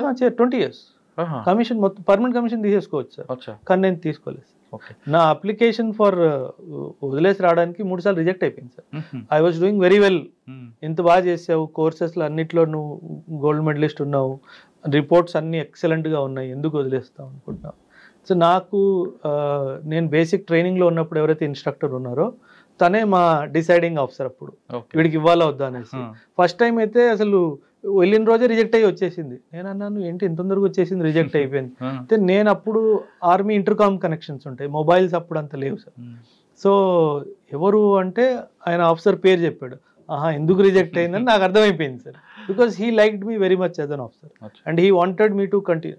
బట్ నాకు ఒక స్టేట్మెంట్ ఇచ్చాడు ఆయన, sir you are doing injustice to the country by leaving Oberoi. నాకు అది చాలా బాధ వేసింది సార్. అయితే అమ్మ కొంట్లో బాగాలేదు sir. So I would have lost my mother sir. నేను అప్పుడు రాకపోతే మాత్రం అమ్మ had cancer and all sir. చూసుకునే వాళ్ళు ఎవరు లేరు, ఉన్నారు సార్ ఇప్పుడు బాగున్నారు, పర్వాలేదు. Super sir. సాధారణంగా ఆర్మీ ఆఫీసర్లు బయటకు వచ్చిన తర్వాత సార్ మంచి మంచి ప్రొఫెషన్లు ఉంటాయండి. అవును సార్. ఎక్స్ ఆర్మీ ఆఫీసర్ అనగానే చీఫ్ సెక్యూరిటీ ఆఫీసర్ అనుభవిస్తారు, లక్షల్లో జీతాలు ఉంటాయి సార్. నాకు ఓబరాయ్ హోటల్స్ వాళ్ళ ఆఫర్ వచ్చింది సార్ 2015లో. 66 lakhs ప్యాకేజ్ ఇస్తాను పర్ యానం. బెంగళూరులో హెడ్ ఆఫీస్లో ఉండాలి, manage all the Oberoi hotels in Asia Pacific. మరి అటువంటి కల్చర్, అటువంటి కార్పొరేట్ సెక్టర్ వదులుకొని ఇన్స్టిట్యూట్ పెట్టాలి, పిల్లలందరికీ సివిల్స్ ప్రిపేర్ చేయించాలని ఆలోచన ఎందుకు వచ్చింది సార్? ఎందుకు వచ్చింది అంటే సార్ 2011లో నేను కూడా సివిల్స్ రాశాను సార్. సో యాక్చువల్లీ 2008-9లో ఒకసారి ఢిల్లీ వెళ్ళడం జరిగింది సార్. నేను వన్ ఆఫ్ మై ఫ్రెండ్ని మీట్ అవ్వడానికి వెళ్ళాను. తను యూపీఎస్సీకి ప్రిపేర్ అవుతుంది అన్నట్టుగా ఒక ఇన్స్టిట్యూట్కి వెళ్ళాను సార్ ఢిల్లీలో. అది చాలా పెద్ద ఇన్స్టిట్యూట్ సార్, అందుకే పేరు తీసుకోవట్లేదు. కాకపోతే అంటే ఎంత కమర్షియల్ అనిపించిందంటే, మనం ఇప్పుడు రత్నదీప్కి వెళ్ళి సామాన్ అయినా కొనుక్కుంటాము సార్, అంటే బాస్కెట్లో వేసుకొని వచ్చి బిల్లు చేసుకొని బయటకు వస్తామా? అక్కడ కూడా అంతే సార్. ఏం కావాలి, ఇది కావాలా, ఓకే 2.5 లక్షలు కట్టయి, ఈ 4 బుక్కులు తీసుకో వెళ్ళిపో. బ్యాచ్ ఎప్పుడు స్టార్ట్ అవుతుంది? 4 నెలల తర్వాత స్టార్ట్ అవుతుంది. 4 నెలల ముందు డబ్బులు తీసేసుకుంటాడు. అంటే మీరు ఎలా చెప్తారు, ఈ షెడ్యూల్ ఏంటి, ఆ ఫ్యాకల్టీ ఏంటి, అవన్నీ చెప్పే వాళ్ళకి టైము లేదు, ఏమీ లేదు సార్. ఏంటిది ఇంత కమర్షియల్గా ఉంది అని చెప్పేసి తను అడిగితే యూపీఎస్సీ అంతేరా అన్నట్టుగా మాట్లాడింది. 2010లో సార్ యూపీఎస్సీ వాళ్ళు ఒక limited competitive examination for IPS officers అన్నట్టుగా ఒక నోటిఫికేషన్ జారీ చేశారు సార్. ఆ ఎగ్జామ్ నేను రాసి పాస్ కూడా అయ్యింది సార్. కాకపోతే గవర్నమెంట్ చేంజ్ అవ్వడం వల్ల ఇంకా అది పోయింది సార్. సో ఐపీఎస్ అపాయింట్మెంట్ వచ్చింది, జాయిన్ అవ్వాలి, రిజల్ట్ రిలీజ్ అయ్యింది, అంతా అయిపోయింది సార్. జాయినింగ్ ఇన్స్ట్రక్షన్స్కి ముందు దాన్ని for some government political reasons దాన్ని రద్దు చేశారు. సో దెన్ ఐ రియలైజ్డ్, అదైతే ఎవరైతే ఫ్రెండ్ ఉన్నారో తనే చెప్పారు, Oberoi if you have return the exam still did not get what you want, nature wants you to do something else. So అక్కడ నేను శ్రీ మేడంని కలవడము, ఇద్దరం కలిసి ఒక ఆలోచన, because she is also victim of the same institute which I told. So then we said it is too much commercial, let's bring something where students will get support. పిల్లలకి commercial angle కాకుండా ఒక hand holding యాంగిల్తో మన institute, మన teachers, మన mentors, మన ఒక student centric organisation పెట్టాలని చెప్పి ఫైనలీ ఇంకా నేను మేమిద్దరం కలిసి పెట్టాను. ఎప్పుడంటే 2021 సార్. 2021 నేను 2014 నుంచి 2021-22 వరకు హైదరాబాద్లో ఉన్న ప్రతి ఆల్మోస్ట్ పెద్ద ఇన్స్టిట్యూట్స్లో నేను యాజ్ ఎ టీచర్ నేను వర్క్ చేశాను సార్. అంటే చెప్పకూడదు సార్, కానీ ప్రతి చోట నేను చూసింది ఓన్లీ కమర్షియల్ యాంగిల్ మాత్రమే. అంటే నేను ఒక ఇన్స్టిట్యూట్లో పనిచేసిన ఇన్స్టిట్యూట్ గురించి తప్పుగా మాట్లాడకూడదు, బట్ అక్కడ జరిగింది మాత్రం స్టూడెంట్స్కి అన్యాయమే సార్. ఎందుకంటే ఒక లెక్చర్కి 40 గంటలు టైం పడుతుంది సార్ అంటే 17 గంటల్లో కంప్లీట్ చేయి, 16 గంటల్లో కంప్లీట్ చేయి అన్న రోజులు ఉన్నాయి సార్. అంటే మేము క్లాస్ తీసుకొని కిందికి వెళ్తున్నప్పుడు కౌన్సిలింగ్ డెస్క్ ఉండేది కదా, అది దాటుతుంటే మాకు చాలా లోపల నుంచి బాధేసేది సార్. వీళ్ళు కూడా రేపు మోసపోతారు వీళ్ళ దగ్గర అన్నట్టుగా. మీరు ఏ సబ్జెక్ట్ డీల్ చేశారు? నేను ఎకనామిక్స్ చెప్పేవాడిని sir. Internal security, international relations, ఈ 3-4 సబ్జెక్ట్. కరెంట్ అఫైర్స్ కూడా చాలా డెప్త్గా చెప్పాను. ఇప్పుడు ఎథిక్స్ అండ్ ఎస్ఏ సబ్జెక్ట్స్ కూడా నేను చెప్తాను సార్. సైకాలజీ కూడా చేశారా మీరు? సైకాలజీ ఆర్మీలో కోర్స్ చేయిస్తారు సార్. ప్రాపర్ కోర్స్ చేశాను. 3 levels ఆఫ్ సైకాలజీ కోర్స్ చేశాను. దట్ ఈస్ హౌ ఎథిక్స్ మీద పట్టు చాలా బాగుంది. ఓకే, మీరు ఎకనామిక్స్ చెప్పారు కదా. అవును సార్. బాస్టర్ సిస్టమ్ గురించి చెప్పండి. దేని గురించి? బాస్టర్ సిస్టమ్.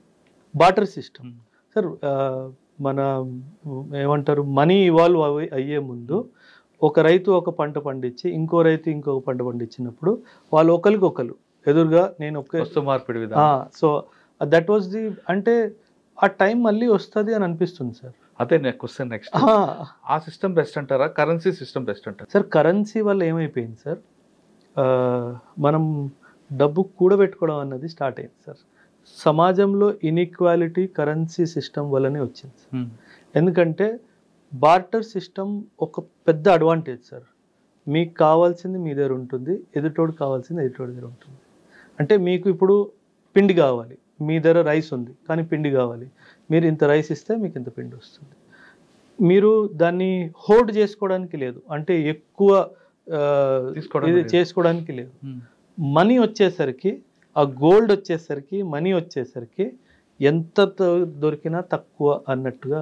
కానీ ఇప్పుడున్న సిస్టంలో అది ఆ బార్టర్ సిస్టమ్ యూజ్ అవుతుంటారా? అంటే ఇప్పుడు జనరేషన్ మారింది, అంత ఫాస్ట్ కదా, గ్లోబలైజేషన్ అయిపోయింది కదా సార్. బార్టర్ సిస్టమ్ పని చేయకపోవచ్చు. రూరల్లో ఇప్పుడు కూడా పనిచేస్తుంది సార్.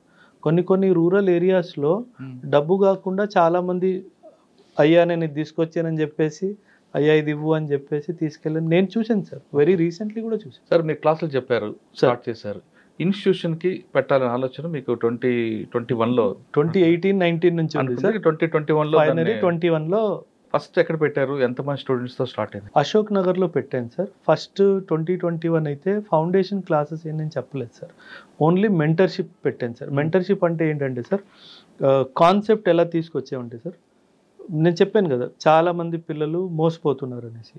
సో ఎవరెవరు ఎక్కడ మోసపోయినా సరే వాళ్ళ ప్రిపరేషన్లో మైనస్ ఐడెంటిఫై చేసి దాన్ని ప్లస్గా మార్చడం. అది ఆన్సర్ రైటింగ్ అయి ఉండొచ్చు, ఒక సబ్జెక్టు పరంగా అయి ఉండొచ్చు, ప్రిలిమ్స్ అయి ఉండొచ్చు, ఆలోచన విధానం అయి ఉండొచ్చు. ఇవన్నీ మార్చడానికి 1 సంవత్సరం ఓన్లీ మెంటర్షిప్ నడిపేది సార్. నాకు చాలామంది పిల్లలు వచ్చారు సార్ దానికి. ఎందుకంటే ప్రతి ఒక్కరు మోసపోయారు సార్. అంటే మీరు అగైన్ మళ్ళీ చెప్పాలో వద్దో, అంటే బోర్డు మీద పెన్ను పెట్టకుండా ఇన్స్టిట్యూట్ నడిపిన వాళ్ళు కూడా ఇప్పుడు కూడా ఉన్నారు. అంటే మీరు లక్షల స్టూడెంట్స్ తీసుకొని మీరు బోర్డు మీద కూడా పెన్ను పెట్టకుండా, నేను ఈ సబ్జెక్ట్ మీద యూట్యూబ్ వీడియో చేశాను, ఆ యూట్యూబ్ వీడియో చూసుకోండి, ఏమైనా డౌట్ ఉంటే అడగండి, ఇదేం విధానం? ఇంకా మీరు ఇంకొక విషయం చెప్పలేకపోతున్నారు సార్. నేను చూసే చెప్తా ఒకటి సార్. సాధారణంగా సివిల్స్ అనగానే అశోక్ నగర్ క్రాస్ రోడ్స్ అందరు గుర్తొస్తారు. అవును సార్. రైట్. అది కాకుండా ఇప్పుడు కొంత ముందుకు వచ్చారు కొంతమంది సార్. ఇంకా మీలాంటి వాళ్ళు కానీ లేదా ఇంకొక కొంతమంది కానీ ఆ ప్రొఫెషన్ నుంచి అలవాటు పడిన వాళ్ళు ఉన్నారు, బాగా చదువుకునే వ్యక్తులు వచ్చారు. ఇప్పుడున్న కొన్ని ఇన్స్టిట్యూషన్లు అయితే వాళ్ళ బ్యాక్గ్రౌండ్ అసలు సంబంధం లేదు దానికి సార్. నేను వాళ్ళు చదివిన చదువు వేరు, వాళ్ళ గతంలో పనిచేసిన పని వాళ్ళ అదంతా వేరే, వాళ్ళు వచ్చి ఇన్స్టిట్యూషన్ పెడుతున్నారండి సార్. మీకు మాట చెప్పనా, ఒక అబ్బాయి నా దగ్గర ఎకానమీ చెప్తాను అన్నట్టుగా వచ్చాడు సార్. నాకు ఒక రూల్ ఉంది సార్ ఇన్స్టిట్యూట్లో, డెమో నేను తీసుకుంటా, క్వశ్చన్ నేను అడుగుతా, నువ్వు చెమటలు పట్టకుండా సమాధానం ఇస్తే తీసుకుంటా. This is my policy sir. ఒక అబ్బాయి వచ్చాడు, ఒక సబ్జెక్ట్ మీద బ్యాలెన్స్ ఆఫ్ పేమెంట్ మీద తీసుకుంటా అన్నాడు. నేను కొన్ని క్వశ్చన్లు అడిగాను, దేనికి సమాధానం ఇవ్వలేకపోయాడు సార్. పర్లేదమ్మా, డోంట్ వరీ, కొంచెం చదువుకోనరా అని ఈ బుక్ నేను మీకు ఆ చాట్స్ కూడా చూపిస్తాను, ఆ బుక్లు కూడా పంపించా. ఈ బుక్స్ చదువు, ఒక 6 months తర్వాత మళ్ళీ చూద్దాంలే అన్నట్టుగా పంపించేసాను. 3 months తర్వాత నేను సడన్గా ఒకరోజు తను ఏదో స్టేటస్ పెట్టాడు. నేను స్టేటస్ చూసి ఏదో క్లాసెస్ అని పేరు పెట్టాడు. ఏంటిది అంటే, ఒక టీచర్గా నువ్వు పనికిరావు అని చెప్పిన వ్యక్తి ఈరోజు ఇన్స్టిట్యూట్ పెట్టి లక్షల్లో సంపాదిస్తున్నాడు. అంటే హౌ ఇస్ ఇట్ పాసిబుల్? అదే ఆ డేరింగ్ ఎక్కడి నుంచి వస్తుందండి వాళ్ళకి? అంటే సార్ ఇప్పుడు పిల్లల స్కూళ్ళు ఇంటర్మీడియట్ చదివిన వాళ్ళు స్కూల్ పెట్టారు, క్లాసులు తీసుకుంటారంటేనే మనం ఆలోచిస్తున్నాం. ఎగ్జాక్ట్. చిన్న పిల్లలు మోసం చేస్తున్నామని ఫీలింగ్ ఉంటుంది. అటువంటిది సివిల్స్ చదివే వాళ్ళకి, యూపీఎస్ వాళ్ళకి క్లాసులు చెప్తామని ఒక హోటల్లో పనిచేసే వ్యక్తో లేదంటే ఇంకెక్కడో పనిచేసిన వ్యక్తి ఇన్స్టిట్యూషన్ పెడుతున్నాడంటే అసలు అది మనం ఎలా మనం నేను మొన్న అంజలి గారితో ఒక వీడియో చేస్తున్నప్పుడు చెప్పాను, మేడం ఒక డిబేట్ పెట్టండి మేడం, ఇన్స్టిట్యూట్ నడుపుతున్నారు కదా, రమ్మని చెప్పండి మేడం, లైవ్కి వెళ్ళిపోదాం అని చెప్పా. కొన్ని క్వశ్చన్లు నేను అడుగుతాను, వాళ్ళని కొన్ని క్వశ్చన్లు అడగమని చెప్పండి. వాళ్ళ సబ్జెక్ట్ లేదు కదా. ఇప్పుడు మీరే ఉన్నారు, లేదా ఒక హోటల్లో తీసుకుందామండి. సార్ సార్ హోటల్లో ఒక మాస్టర్ వస్తాద్ అంటారు సార్, రైట్? అవును సార్. ఆ వస్తాద్ అన్నిట్లో ఆయన గ్రిప్ ఉంటేనే వస్తాద్ అవుతాడు.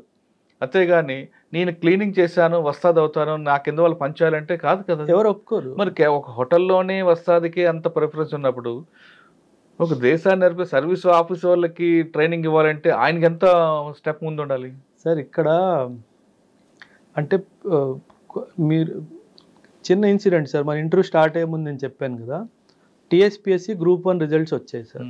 మెయిన్స్ ఎగ్జామ్ ఉంది అక్టోబర్లో, ఓకేనా. మెయిన్స్ టెస్ట్ సిరీస్ అని ఒక ప్రోడక్ట్ తీసుకొచ్చింది సార్ మార్కెట్. 25 నుంచి 30,000 దాకా ఫీజు పెట్టారు సార్. నేను ఇంత డబ్బులు ఎందుకు పిల్లల దగ్గర, 3 నెలల విషయమే కదా, 7-8 పెట్టి 9,000 పెట్టి లాంచ్ చేద్దామని చెప్పేసి నిన్న రాత్రి కింద గ్రౌండ్ ఫ్లోర్లో బోర్డు పెట్టాను సార్.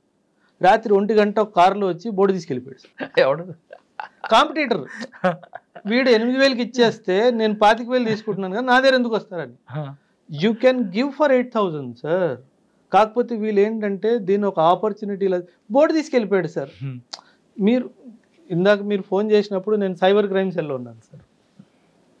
ఇప్పుడు ఎంత దిగజారిపోయారంటే సార్ ఇన్స్టిట్యూట్ వాళ్ళు, మీరు ఒక ఇన్ఫ్లుయెన్సర్ అనుకుందాం సార్, మీకు మంచిగా డిజిటల్ వరల్డ్లో మీకు ప్రెజెన్స్ ఉంది, మీకు డబ్బులు ఇచ్చేసి ఒరే ఇన్స్టిట్యూట్ గురించి నెగటివ్గా మాట్లాడరా, లాస్ట్లో రిఫరెన్స్ నేను అన్నీ తిరిగాను వీడి ధర బాగుంది అని చెప్పి నా మాట చెప్పొదిలే, ఇది జరుగుతుంది.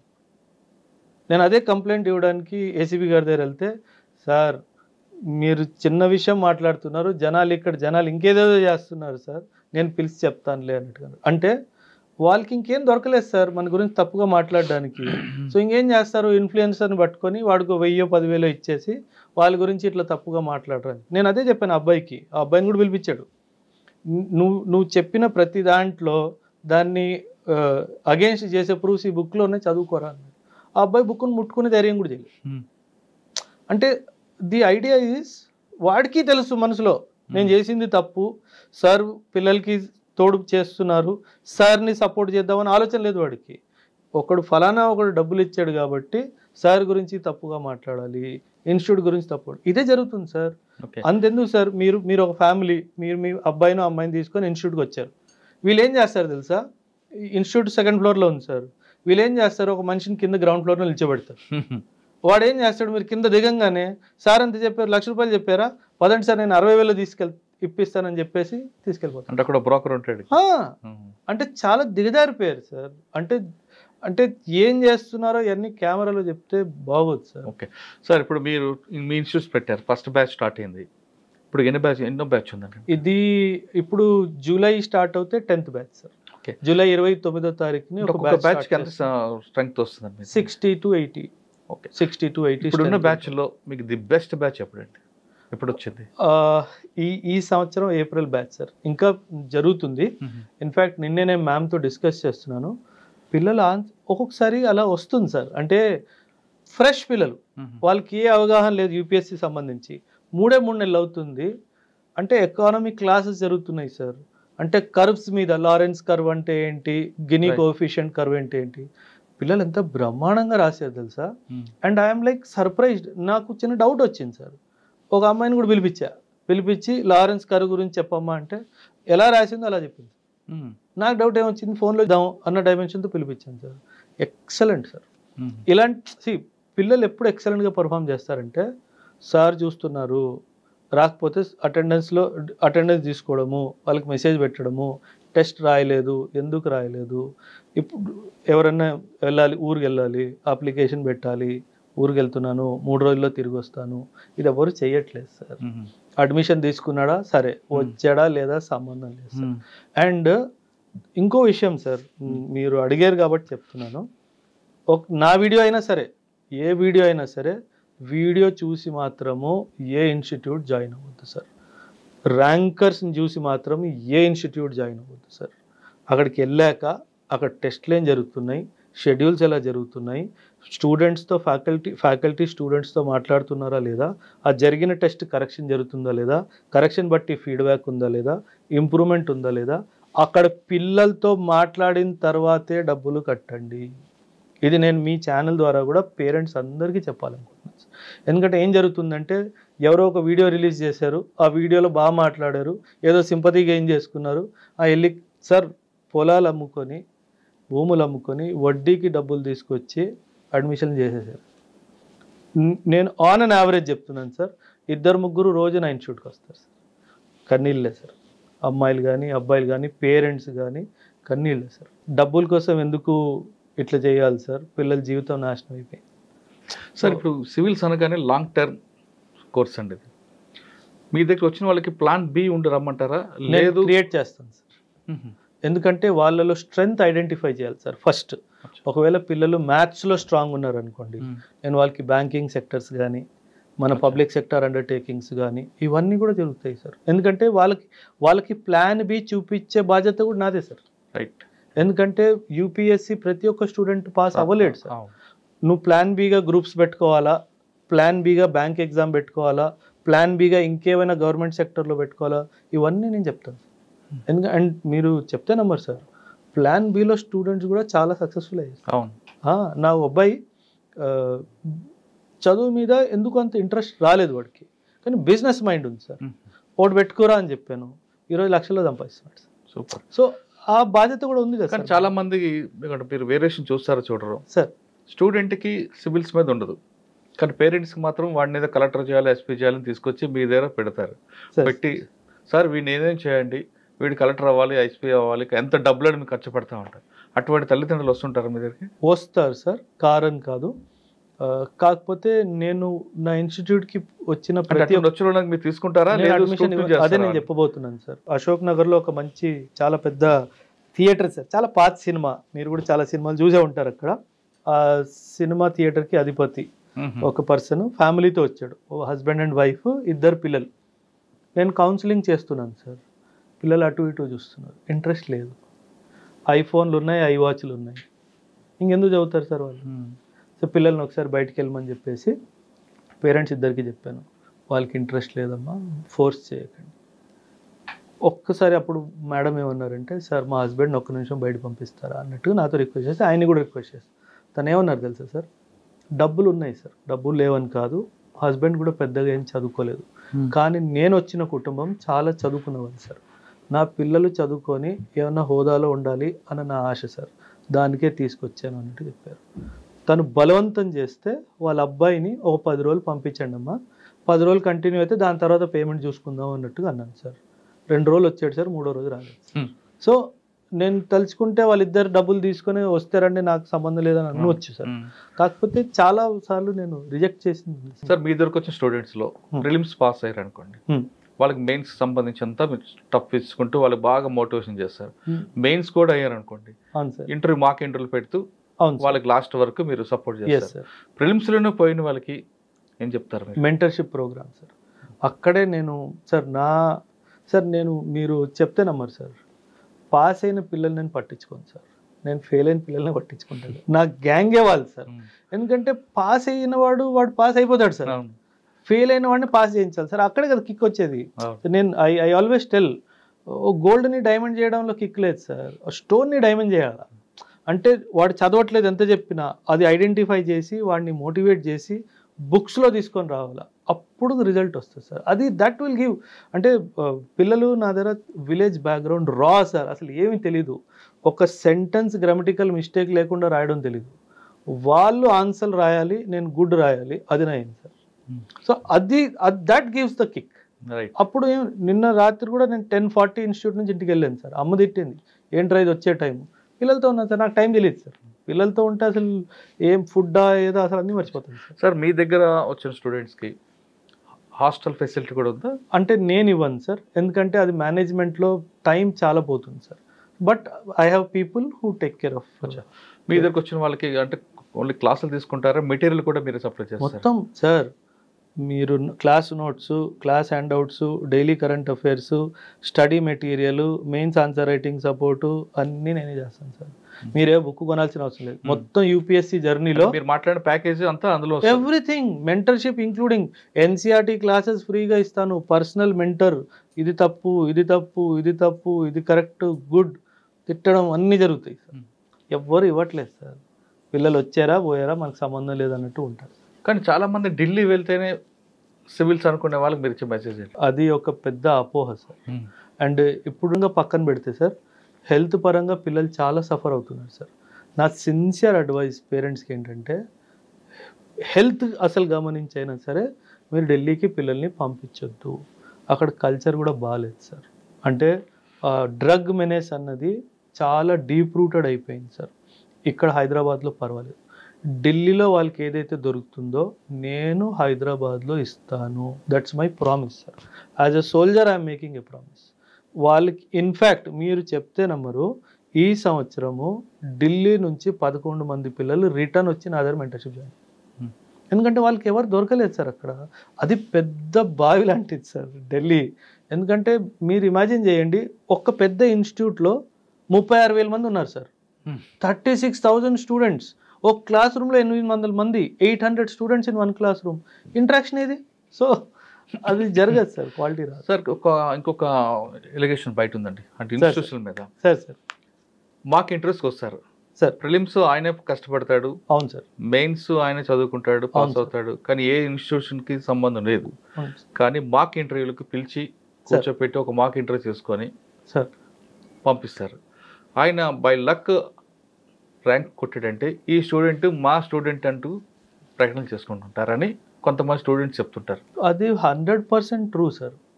Competition commission of India last ఇయరే దీన్ని అరెస్ట్ చేయడానికి ఒక గైడ్లైన్స్ ఇచ్చింది సార్. ఓకే, మీ దగ్గర ఆ స్టూడెంట్ ఏం చదివాడు మీరు యాడ్ వేసినప్పుడు పేపర్లో ఆయన ఏ స్టూడెంట్ మీ దగ్గర అది రాయాలి.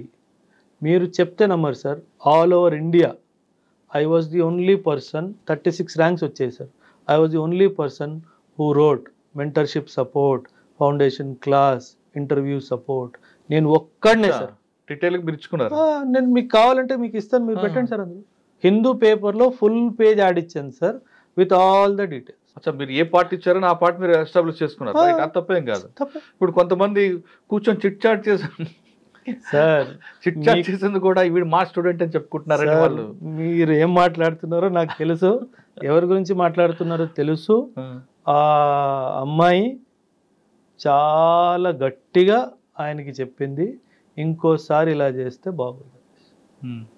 అది జరిగింది సార్. సార్ ఒక స్టూడెంట్ ఒక టీచర్ని బెదిరించింది అంటే ఆ టీచర్ అంత ఇది చేయాలి సార్. సాధారణంగా ఈ ప్రొఫెషన్లోకి అంటే లెక్చరర్స్ ఉండొచ్చు, ప్రొఫెసర్స్ ఉండొచ్చు, కానీ ఆ ఇన్స్టిట్యూషన్ పెట్టి ఎస్టాబ్లిష్ చేసిన ఆఫీసర్కి కానీ లేదంటే సిఇఓ కానీ లీడ్ చేసే పర్సన్కి క్వాలిఫికేషన్ ఉండాలంటారా వద్దంటారా? ఉండాలి సార్.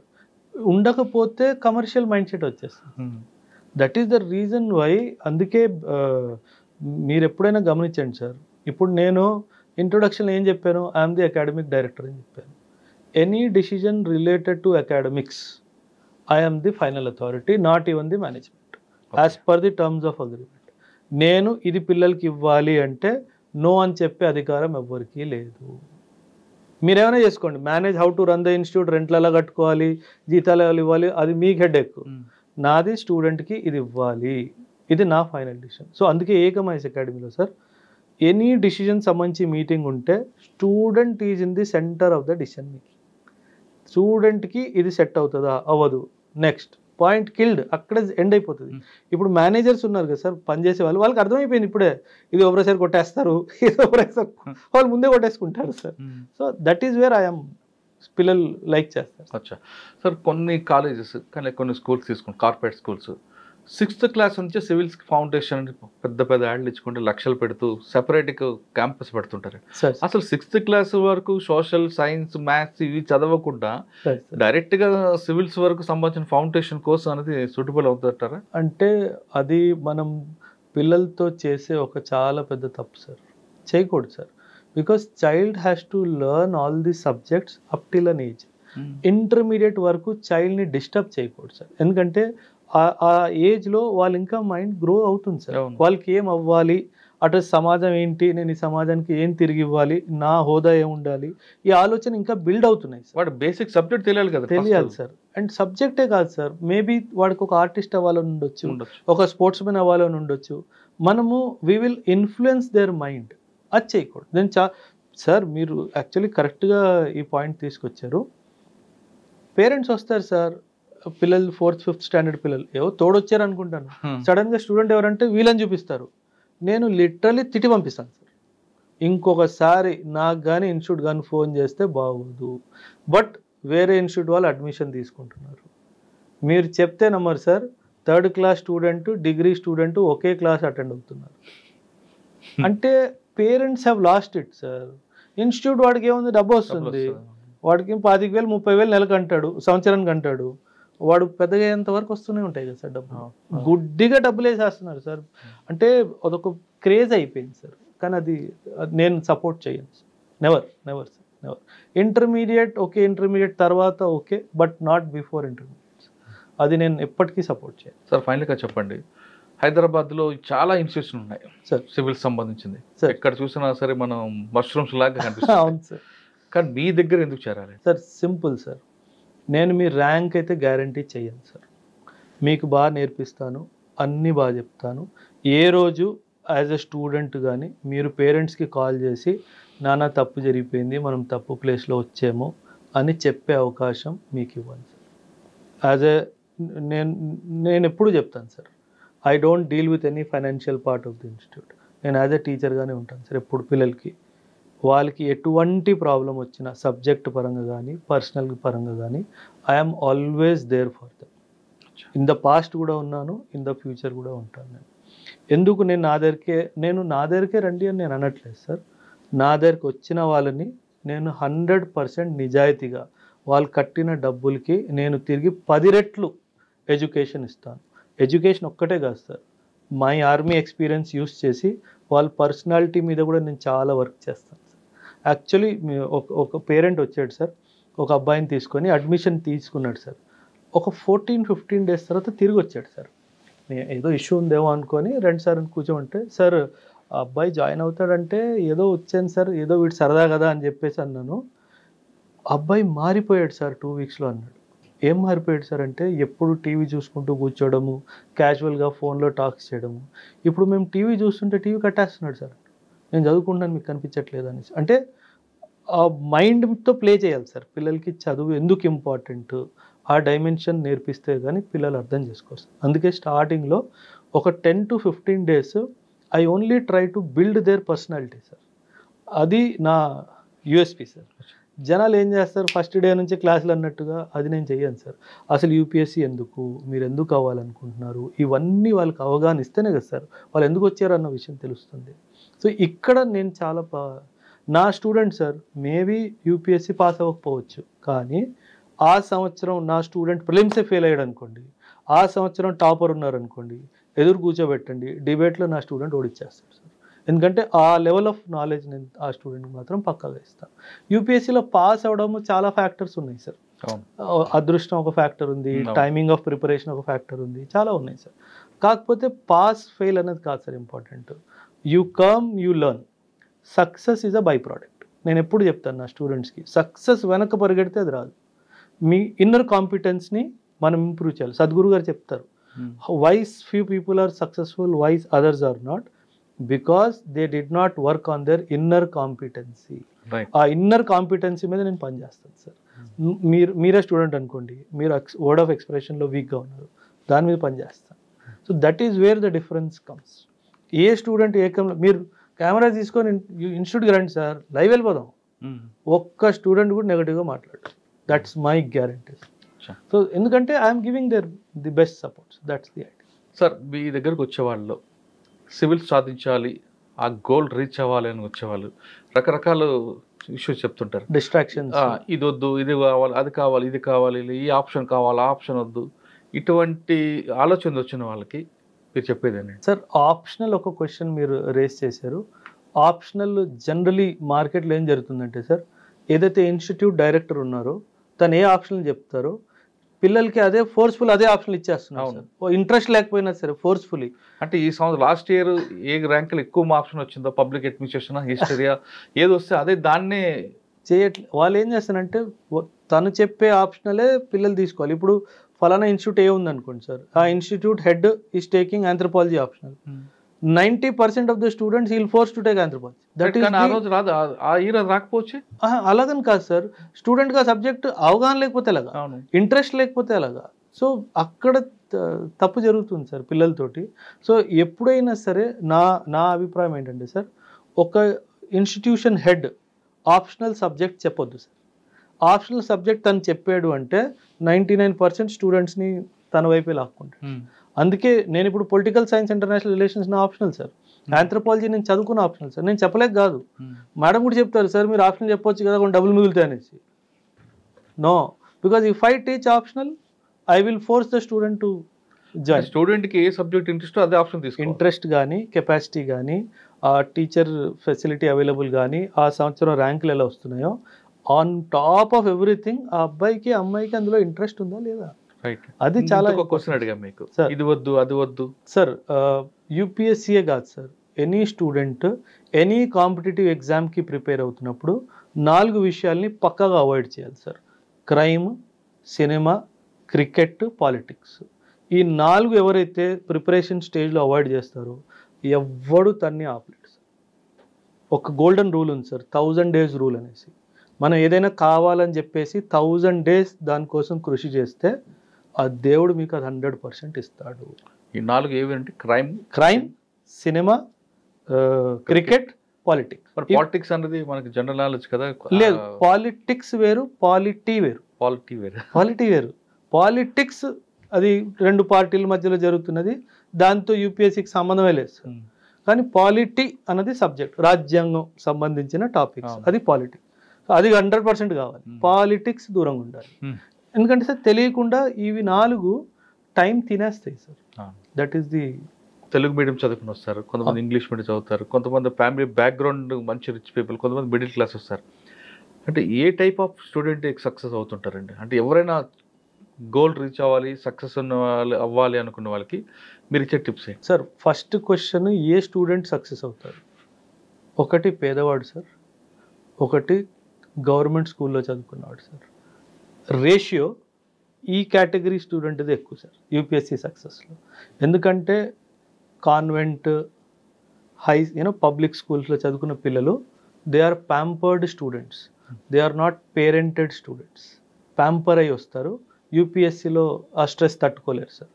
ఒక విలేజ్ బ్యాక్గ్రౌండ్ నుంచి వచ్చి చాలా దగ్గరగా కష్టాలు చూసి పేదరికాన్ని చూసి వచ్చిన వాడే లీడర్గా వస్తాడు సార్, 100%. సో నేను ఎప్పుడు చెప్తాను, తెలుగు మీడియం స్టూడెంట్స్ అయినా సరే, ఇంగ్లీష్ మీడియం అయినా సరే, విలేజ్ బ్యాక్గ్రౌండ్ నుంచి వచ్చిన వాళ్ళు 30% your chances of making it in UPSC is higher than a city person. So do not give up in the middle అని చెప్పేసి చాలా క్లియర్గా చెప్తాను. అంటే వాళ్ళ కష్టం తెలుస్తుంది కాబట్టి చాలా దగ్గరగా చూస్తారు సార్. అండ్ ఇప్పుడు హైదరాబాదే అనుకోండి సార్, మీరు బిల్డింగ్ కింద దిగి ఎవరైనా ఆపి హైదరాబాద్ డిస్ట్రిక్ట్ కలెక్టర్ ఎవరైనా అడగండి, ఎవరు తెలుస్తుంది? ఎవ్వరికీ తెలియదు. అదే ఒక ఊర్లో ఒక 2nd స్టాండర్డ్ కానీ 4th స్టాండర్డ్ స్టూడెంట్ అబ్బాయిని కానీ ఆపి, అరే మీ డిస్ట్రిక్ట్ కలెక్టర్ ఎవర్రా అంటే ఖచ్చితంగా వాడు పేరు చెప్తాడు. ఎందుకు చెప్తారంటే they look at them as the ultimate power corridors sir. అది దానివల్ల వాళ్ళకి ఇంట్రెస్ట్ వస్తుంది సార్. అందుకని వాళ్ళంతగా సార్ రూరల్ లేకపోతే యూపీఎస్సీ అసలు సీనే లేదు సార్. హార్డ్లీ నేను ఒక బ్యాచ్లో 70 మంది ఉన్నారనుకోండి, మా అయితే 10 నుంచి 12 మంది సిటీ నుంచి వస్తారు, మిగతా అంతా rural background. Rural dream, UPSC is a rural dream, it is not an urban. Civils రాయాలనుకున్న వాళ్ళకి ఖచ్చితంగా గ్రామీణ ప్రాంతంలో పుట్టి పెరిగిన వాళ్ళు కానీ, ప్రభుత్వ బడిలో చదువుకున్న వాళ్ళు ఖచ్చితంగా సాధిస్తారంటూ చెప్తున్నారు ఓబ్రాయ్ సార్. ఇక్కడికి మా దగ్గరకు వచ్చిన వాళ్ళకి ర్యాంక్ ఇస్తానని గ్యారంటీ ఇవ్వకపోయినా వాళ్ళకి పర్సనాలిటీ డెవలప్మెంట్, మెంటల్లీ స్ట్రెంగ్త్ మాత్రం ఖచ్చితంగా మా ఇన్స్టిట్యూషన్ ఇస్తుంది. వాళ్ళు రేపు తమ కాళ్ళపై నిలబడి వాళ్ళు సంపాదించుకోవడం కాకుండా ఎదుటి వాళ్ళకి ఒక రోల్ మోడల్గా ఉండే విధంగా మా ఇన్స్టిట్యూషన్ రెడీ చేస్తుందంటూ ఆ విషయంలో పర్ఫెక్ట్ అంటూ ఆయన ఛాలెంజ్ చేస్తున్నారు. ఇది ఓబ్రాయ్ గారితో ఎక్స్క్లూజివ్ ఇంటర్వ్యూ. వచ్చే వారం మరో ఇస్తాం, మళ్ళీ కలుద్దాం. అందరికి నమస్తే. Thank you. నమస్తే sir. Thank you very much sir, పిలిచినందుకు, మీతో మాట్లాడినందుకు చాలా బాగా నచ్చింది sir. Right sir, thank you sir.